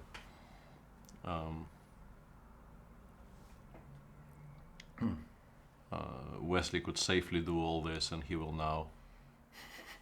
My car was really. Yeah, I mean, making it very clear he's not particularly eager to spend more time there. But that's like I understand his feeling, but whenever I'm in that situation, I'm just not at the board.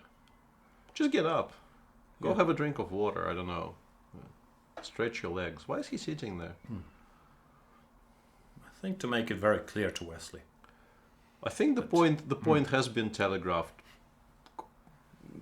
just about enough by this point to not have to reinforce it by continuing to be there. I also don't think Wesley cares that much. He's going to study the position, and he's been around for long enough that he can decide when he wants to call it quit. And yeah, this is not a situation where it's offensive to think a bit if there's something you can do.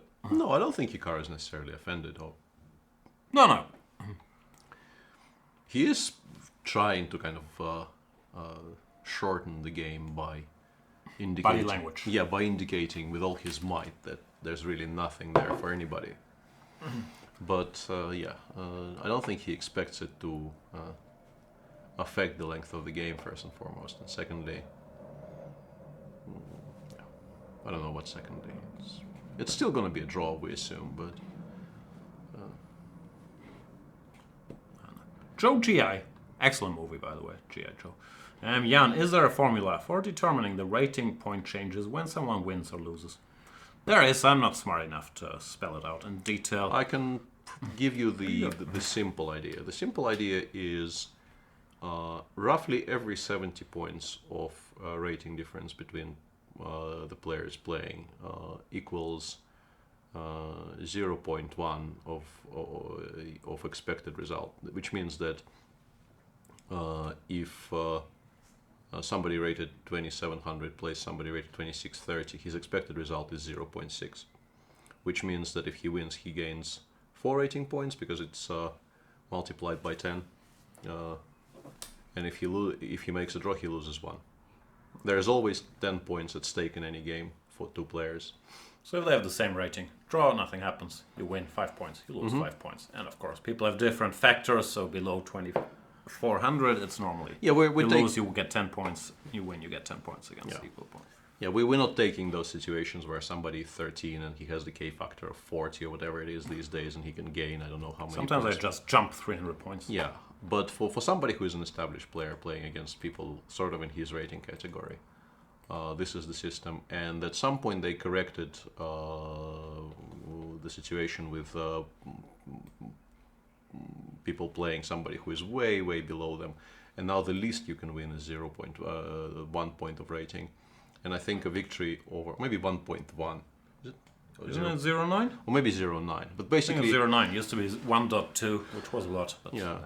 Basically, if you're playing somebody who is more than, I think, 350 points below you on the rating list, it doesn't really matter how much lower than 350, and what you get for a victory there is 0.9. So I hope that kind of answers your question. Those guys are my kryptonite. 290s with black. Yeah, that's never fun. Yeah, and the K factor for youngsters has been a very, very large... I can't even call it pet peeve, because it really is a problem in many cases. But nowadays you have a chance to play an overrated kid, right? Normally you play a kid, you always think, ugh, he's gonna be like 300 points underrated. Nowadays they could be overrated. If they just made the jump, play some 2500 kid, they might not be 2500. Yeah, sure, but... Maybe it's 0.8. Yeah, 0.8, I apologize. Used to be what, 1.1? Yeah, 0.8 is correct. I think at one point it was 1.1, yeah, but it maybe no longer is. And of course, that 70 figure that I gave, it's a rough approximation, but it works for, like, if you want to do it on the fly without consulting those tables with rows of figures. 70 points is a workable estimate. Lamping is wondering how much rating I would lose. This, by the way, is the 8th time, and I'm counting Lamping, that you've brought up my Bangkok Open first round game. But generally, if you draw a game, you can never lose more than, what is it, 4.2, right? 4.2 will be, so, yeah. That's... As long as you're not losing, it's not really the end of the world. And it doesn't matter for me, for example, if I draw a 1900 or a 1200 or a 20 to 80, which is, you could argue, a flaw in the system. You gotta draw the line somewhere. And Wesley decides to seemingly try something else and goes bishop e6. What's he trying, though? I have no idea. Actually, now black can probably play g6 if he wants and just kill the game stone dead, but king c5 also doesn't spoil anything at all. This looks decent, though. Yeah, king d4, check. just take on f5 actually. Or check and go back. Yeah. But the point is, if you take and bishop takes f5, I can even play this pawn endgame. I just play h5 and then play king d6, king c6 forever. I would feel quite confident I could draw this with black. With white, I'm not so sure. Yeah, even here, really, it's the same. Barely. Yeah, it's the same exact situation. White can lose this opposition and still go king e3 for eternity.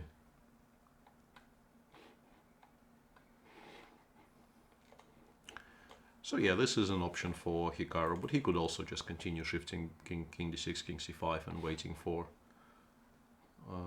I don't think it's the mods, George Formby, it's the... Oh, that's probably some... It's a bot which some edits. bot that found out that you were talking about Dick Grayson. It didn't know that Dick Grayson is Robin. It only gets revealed like a couple posts later. So for now, we're gonna censor all the Dick mentions.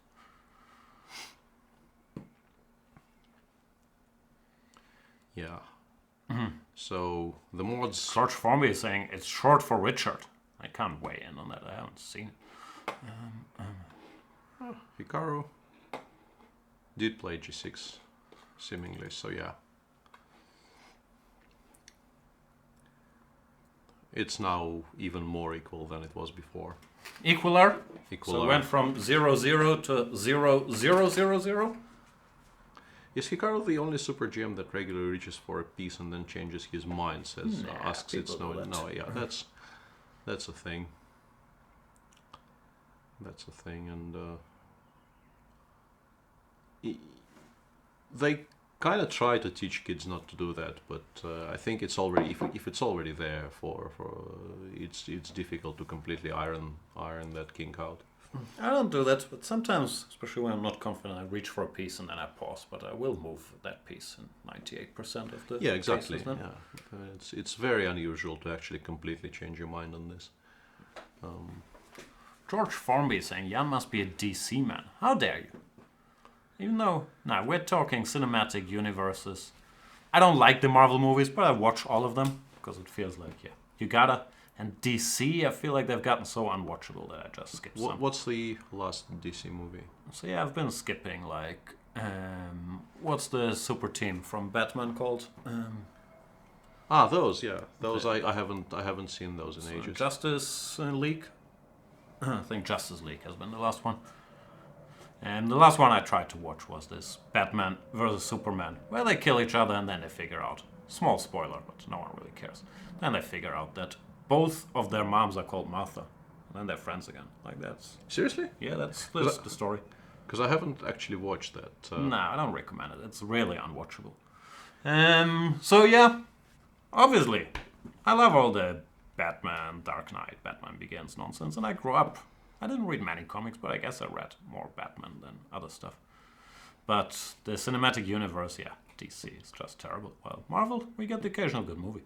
I enjoyed Thor Ragnarok. I enjoyed Deadpool. Kind of enjoyed Winter Soldier. Like, they're never great, and they're always advocated as this is superhero movies. 3 days of the Condor, and it never is. It's just another superhero movie. But they're normally watchable. Yeah, that's true. Anyway, tangent over. People get upset when I talk too much nonsense. Do you want to talk some nonsense? They give you more leeway because you're good at chess. Yeah, I know, but I'm kind of much worse than you at nonsense, so... I don't know. That might be a bit of an issue. Also, you make such faces when I talk about my nonsense. You I know it's a bit of an act, but you still appear so genuinely unhappy. No, I am genuinely disgusted whenever you bring up, especially Hearthstone. But I shouldn't be. It's just because I'm a bad person. Like you should have the freedom to express yourself. Yeah. And disgusted is too strong a word. Like, displeased. No, that's also a wrong word. Displeased. No. Yeah, and it's an act. We tell us. Any Hearthstone streamers that are often asked to take their shirt off? What's happening there? There are some, yes, but we're not going there again. And congrats to, let's murder that name, Zdichu Krechina. I'm going with this, and that's probably completely wrong. But 9-time marathoner is that is tremendously impressive. So he's asking, but only 18-17 ELO, am I better than Hikaru? And what? You're probably better at marathoning. You're worse at chess. And if you're asking if running a 9-time marathon is a better achievement than being a 2790 player, I'm gonna have to go with Hikaru unless you're gonna give us some sick times, because I'm guessing there's more people that have run 9 marathons than people that have reached a rating around 2800. Yeah, if you coach it in those terms, I have to say you're correct. Even though, like for me, I can sort of understand how you can be 2790, even though I have never been and probably never will be 2790. But yeah, running even one marathon is, to me, a superhuman achievement. A reasonably close friend of mine recently ran the Paris Marathon, and it's it's stunning to me how people do that. Left foot, right foot. Yeah, but it's slightly more difficult than that, actually. I've watched bits and pieces of Hikaru's streams, but I don't watch very many chess streams in general, because all of my time is consumed by watching Dog and APX Void and Shady, of course. Go ahead, can you name others? I can name many others. Let's yes, get this out of the way. But I'm restraining myself. All right. No, I don't think you can walk a marathon in 7 hours. That's just what... Hang on, maybe you can. That's a kilometer, what, 6 kilometers an hour. Yeah, that you can actually walk that.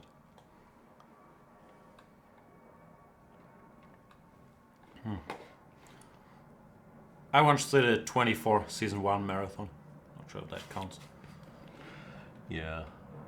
There's a classic Doctor Who marathon on Twitch right now. But yeah, there are very many things wrong about this in your point of view, so I will not dwell on this very long. No, go ahead. Are Doctor Who is the time-traveling doctor where we make a big deal out of it every time they change him, and then you try to sit through one episode and you think, no, where's... Seriously? Yeah, no, I mean, come on, modern Doctor Who is very watchable. He has this phone booth that they use to travel in time? Yes. Okay. It's a police box, it's not a phone booth. Sorry. Come on, no disrespecting the TARDIS on this show. The what? The TARDIS. That's what you call yourselves, you Doctor Who fans? No, the TARDIS is the... Isn't the word just nerds? You horrible, horrible person. Come on, I'm already not using neckbeards because I've been told not to. Yeah, but yeah, TARDIS is the police box he's traveling in. Okay. Oh, and sometimes there's some working class English people to give us perspective that it's not all roses and traveling through time and space, right? In Doctor Who. Say what? I've literally watched 2 episodes. Sometimes they go to some apartment in London, wherever it is, and it doesn't look like a good neighborhood, and then they take off and fight somebody. Possibly. Who's that? His mom or his girlfriend? Or I'm not sure what happened. Which doctor are we talking? I only know the one guy, the guy from Broadchurch. David Tennant, is that his name? Yeah, okay. That's the guy. Sure. So what about him? No, he's alright. He is alright, yeah, and he was a very good doctor. Mm-hmm. Yeah, I'm making friends today, as usual. Yeah, clearly.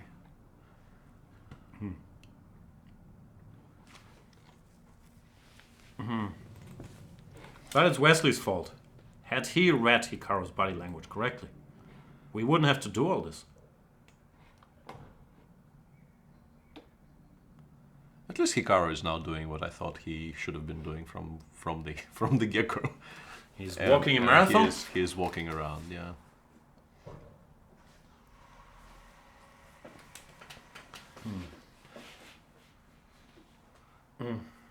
It's Snowing is asking, Doctors Jan and Peter, could you each give us a book recommendation? I've been reading books. I've been reading some nerdy stuff. I think I've mentioned this.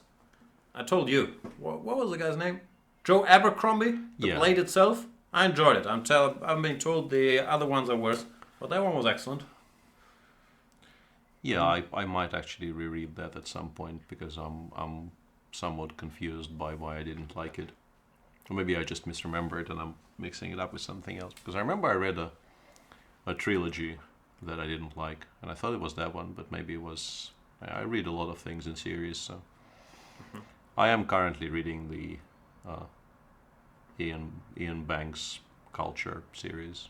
There's 10 of them. I'm reading book 3 at the moment, so I have my hands full with that. I did see, I saw the classical Twin Peaks. I mean, the original the original 2 seasons I did see at some point, but not when they came out. And watching the original Twin Peaks in 2017, which I think was the year when I finally did watch it, is difficult. CP Coutard is telling us, I think his question was about chess books. How do you know, CP Coutard? He didn't spell it out. I just read book recommendation. So I thought, maybe he just wants a book recommendation. Maybe you're projecting that you want us to talk about chess books. Yeah, I don't think he meant chess books, and if he did, maybe he did. I'd be very sad. Mm-hmm. I doubt it. Did they uncancel Expanse? I did not catch that. That's good news. And once again, another nerdy series you're not watching, but. No, I heard that one's alright, but yeah, I couldn't find the willpower to start. I mean, I'm not reading it, but even watching it on Netflix, I couldn't find the willpower. CP Coutard is continuing the discussion. How you know it was just a regular book? Like in my world, if someone asks you for a book recommendation, you can choose any book. Like I could say the Bible, and that would be a book. Yeah. CP Coutard is saying, since it is chess show, so if you ask me for a movie recommendation right now, I'm limited to chess movies, is what you're saying. Yeah, I don't know. Mm-hmm. I think we're in the right on this. I also think we're unlikely to convince CP Coutard we're in the right on this. So I don't think that's right or wrong. I'm just, killing time, really. Oh, here we go. Father Jack's putting us on the spot now. J and P. I think it should be P and J. What are your favorite chess books, only in prose, without any chess games in them? The King, Jan-Hein Donner. I think it actually features some snippets of chess. Well. But yeah, that book is excellent. It actually, I don't know if the new editions still do, but at some point the blurb on that book featured a quote by me. Wow, congrats. Yeah, I was very happy when they asked me. The thing on this day I decided to buy myself a gift and it's as good as advertised. Yeah, I read that. It's not a particularly good blurb quote, but I really did love the book, and when they asked me to say something, I was very happy because I felt that, it really was a very, very good book. Mm-hmm. It ends incredibly sadly. I still remember that last quote from the last story, but I don't. Yeah. But other than that, I don't really seek out books where, oh my god, this has a chess plot, or one of the characters is a chess player. Normally it's more irritating than entertaining, if you know. Even my limited degrees of stuff about the chess plot. This needs to be Googled, or if this is some kind of a joke, Elementor, this is not a good joke. Why is my mouse not working?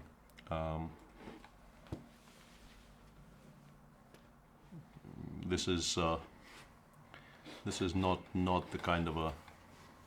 If this is meant in jest, you should not be doing this.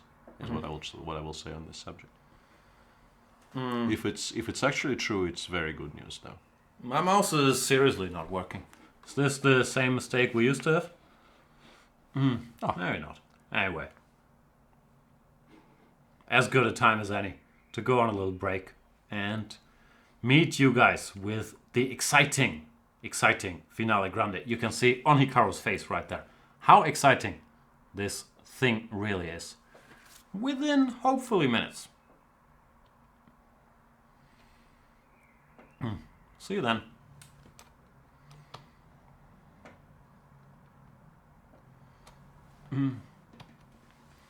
No?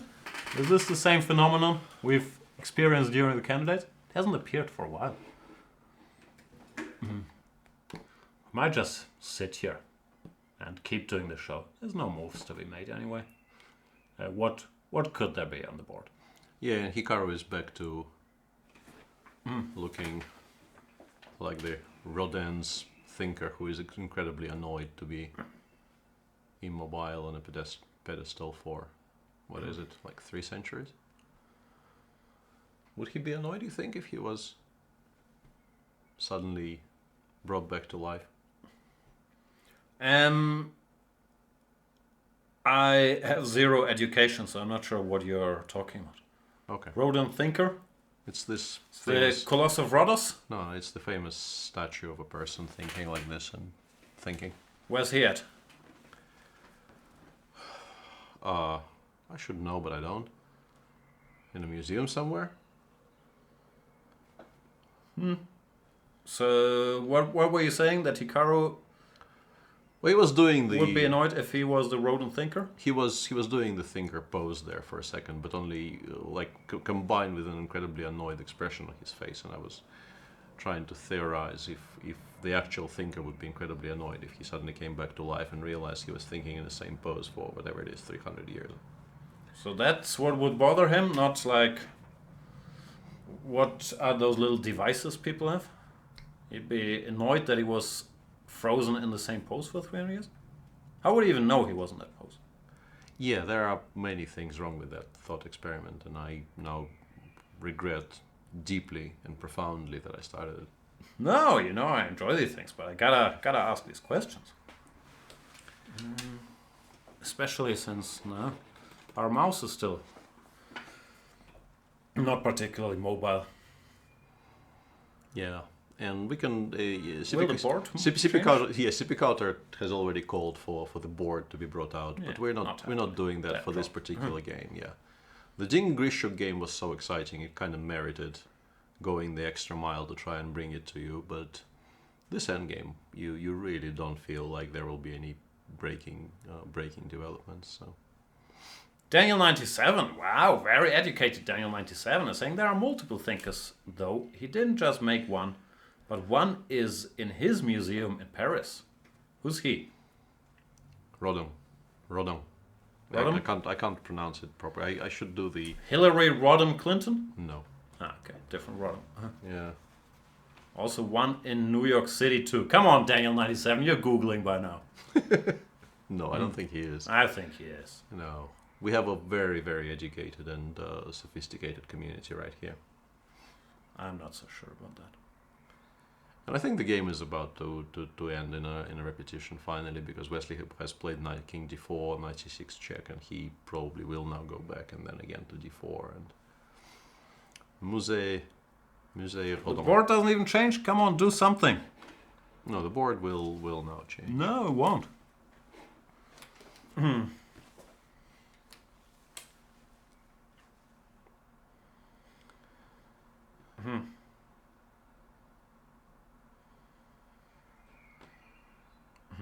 CP Counter is saying, if you're sure this game is a draw, please go catch up the 9 marathons. Could you elaborate, CP Counter? Do you want us to run 9 marathons? Or do you want us to revisit the topic of the 9 marathons? Like, what are you trying to say? Yeah. Please elucidate. CP Counter is saying, not pose like a bored guy. You are, to many people, an example. Are you criticizing our body language? No, or Hikaru's? I think, yeah, I've seen this before in chat. I think CP Counter is... He's upset at Hikaru? Yeah, singularly unimpressed. I think CP Counter should be allowed to moderate Hikaru during chess games. Right? Yeah. Just block him for a move if he is not sitting properly. Yeah, posture is very, very important. I agree. Then again, is it horrible to sit up straight? Like you're always told to sit up straight. Who does that? So unpleasant. Elucidate is a big word, Moshi, and he also misspelled it. That should not be allowed. Mr. Dodgy says, sit normally, you must, says Yoda. Yoda was not the champion of sitting up straight. He was always like hanging out and with some weird relaxed pose.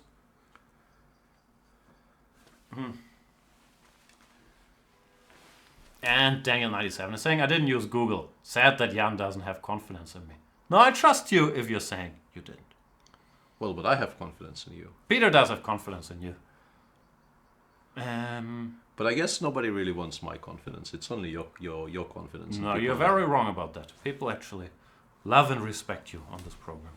Well, I'm mainly being mean and condescending. And I don't have confidence, not even in Daniel 97. So, I think he's okay with it. There you go, see? Moshi saying, Peter, you just made my day. By being very abrupt and harshly critical of. Yeah, I am a bit of a grammar N-word. What's Hikaru doing? He's looking annoyed that he needs to get a new score sheet? This is actually, I don't know if this will be as funny to you as it is to me because I know the personality is involved, but my team captain in the Russian league has this idea. He's also organizing some tournaments in St. Petersburg. So he has some experience of running things. So he had this idea that... Are they talking? Is this game over? At least Hikaru's talking to him. Maybe he's just saying, do you speak English? Why don't you make a draw? Something along those lines, Korchnoi style. But I think they did agree. To a draw. As it says on the screen as well. It does say that on the screen, yeah. And you've once again chose this as a horrible pretext to interrupt my wonderful story about. I'm sorry, I wasn't listening at all. So go ahead. Clearly, yeah. So my team captain has this brilliant idea that people should be fined if they have to use the second score sheet. So whoever pushes whoever pushes the game past move 60 has to be fined some small amount of money for basically wasting a second score sheet. And he keeps on bringing this up during team meetings. So he wants to encourage his players to make quick draws to avoid that risk. That's proper team captain. Yeah, and he is very fond of this idea, and it gets discussed at team meetings kind of every year. And that sounds like an important topic that should be discussed at every team meeting every year. Yeah. So has he made progress on that? Not really. It hasn't really. What's his point? The waste of paper that you get one score sheet for free. Yeah, you get one score sheet. You get one score sheet, and you should be using it properly. And if you can't really make up your mind on what the game is by move 60, you should be fined. So what are they talking about? There were some. I mean, it was a very sharp game up to a point. I mean, the opening was very, very sharp. We were sitting here kind of bored for the last hour, and once again we can't click on moves, so we can't show you what happened in the opening. But somewhere around move 17, the position was very, very sharp and very complicated. So there are things to discuss. Hikaru does not seem too unhappy. He's probably saying, I've been out all night drinking with Vichy, so today I really did not feel like playing any chess. Therefore, making a draw with the black pieces. I'm fine with. And by the way, Wesley, we need to talk about the Olympiad board order. You might be higher rated than me, but I should be bored too. Do you disagree? No, I don't think that is it at all. Today, I think your lip reading is completely off base. I don't think any one of them is prepared to cede the board, the first board to Fabi. I think there will be a fight. For first board even? I thought that first board they've given up on. I don't know. It's not in their nature to give up on anything. That is true. So I still expect Fabi to play board 1, but... Shouldn't they just do it by rating? Well, yeah, if they do it by rating then, but then your whole point is once again invalid because you were suggesting that Hikaru is trying to subvert the system by saying he will not allow Wesley board 2 despite Wesley being higher rated. Yeah, and Galactic, of course, once again, we keep on forgetting the first board is Shanklin because he is the national champion. I don't think that's how it works. I think they will use a bit of cunning there and have Shanklin on board 4 to score like 13 out of 12, something along those lines. Something along, yeah. And I do keep old score sheets. I used to have a drawer in my desk for old score sheets, and basically it's now completely full. And every new score sheet I have to fours down there. I have no idea why I keep them, but I keep them. Maybe you can sell them. Sure, signatures on them. Yeah, but I kind of... I understand the idea in theory, but I can't envisage it actually happening somehow. You have an emotional attachment to your score sheets? I don't know. I honestly don't know why I do this. I mean, it's old ones of the games that don't really exist in databases. You could maybe make an argument for, but these days I really don't know why I do this. I mean, they have my timekeeping on them, which is not in the database, but I've never done anything to try. Have you ever revisit one of those old score sheets to analyze your timekeeping? Exactly. I've never done this in my entire somewhat long chess career, so yeah, there's absolutely no point in keeping them, but I still do. Sell them. I have actually given them away as gifts on very rare occasions, but like for weddings. Here's an old game of mine. Enjoy it. this might actually be true. There you go. You know what? I think it actually is true. And the person it went to was very happy with it. So laugh all you want, but it was in that particular case a very decent and a heartfelt gift. But yeah, that collection is probably going to be what's the word? Fodder for the fire at some point. No, you shouldn't do that. Seriously, sell it. But no, just because I'm dead inside doesn't mean that you have to be. I'm glad these things hold value to you. That's it for today's show. Mr. Dorchi saying, FYI, Normans don't give score sheets as gifts. Yeah, I would accept that is very good. That's very good life advice. Yeah, just don't do it. Yeah. That's it for today. Thank you guys for watching the show. Another, half an hour exciting round. Magnus Carlsen cruising, and it looks a bit like Bilbao 2016 when Magnus Carlsen took up the entertainment duties on himself, put them on his reasonably broad shoulders. Won 2 games already, 2.5 out of 3. No one else has won a game. Tomorrow is a rest day, but should we be able to fix the mouse, which we probably will be.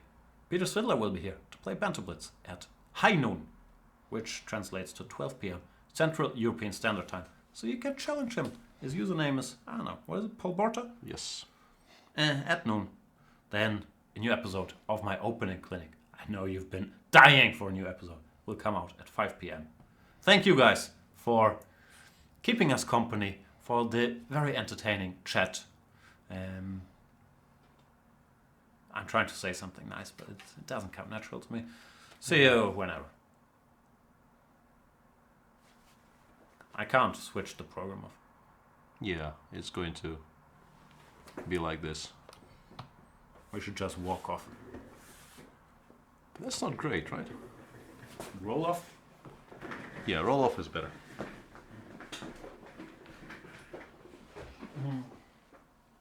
Bye.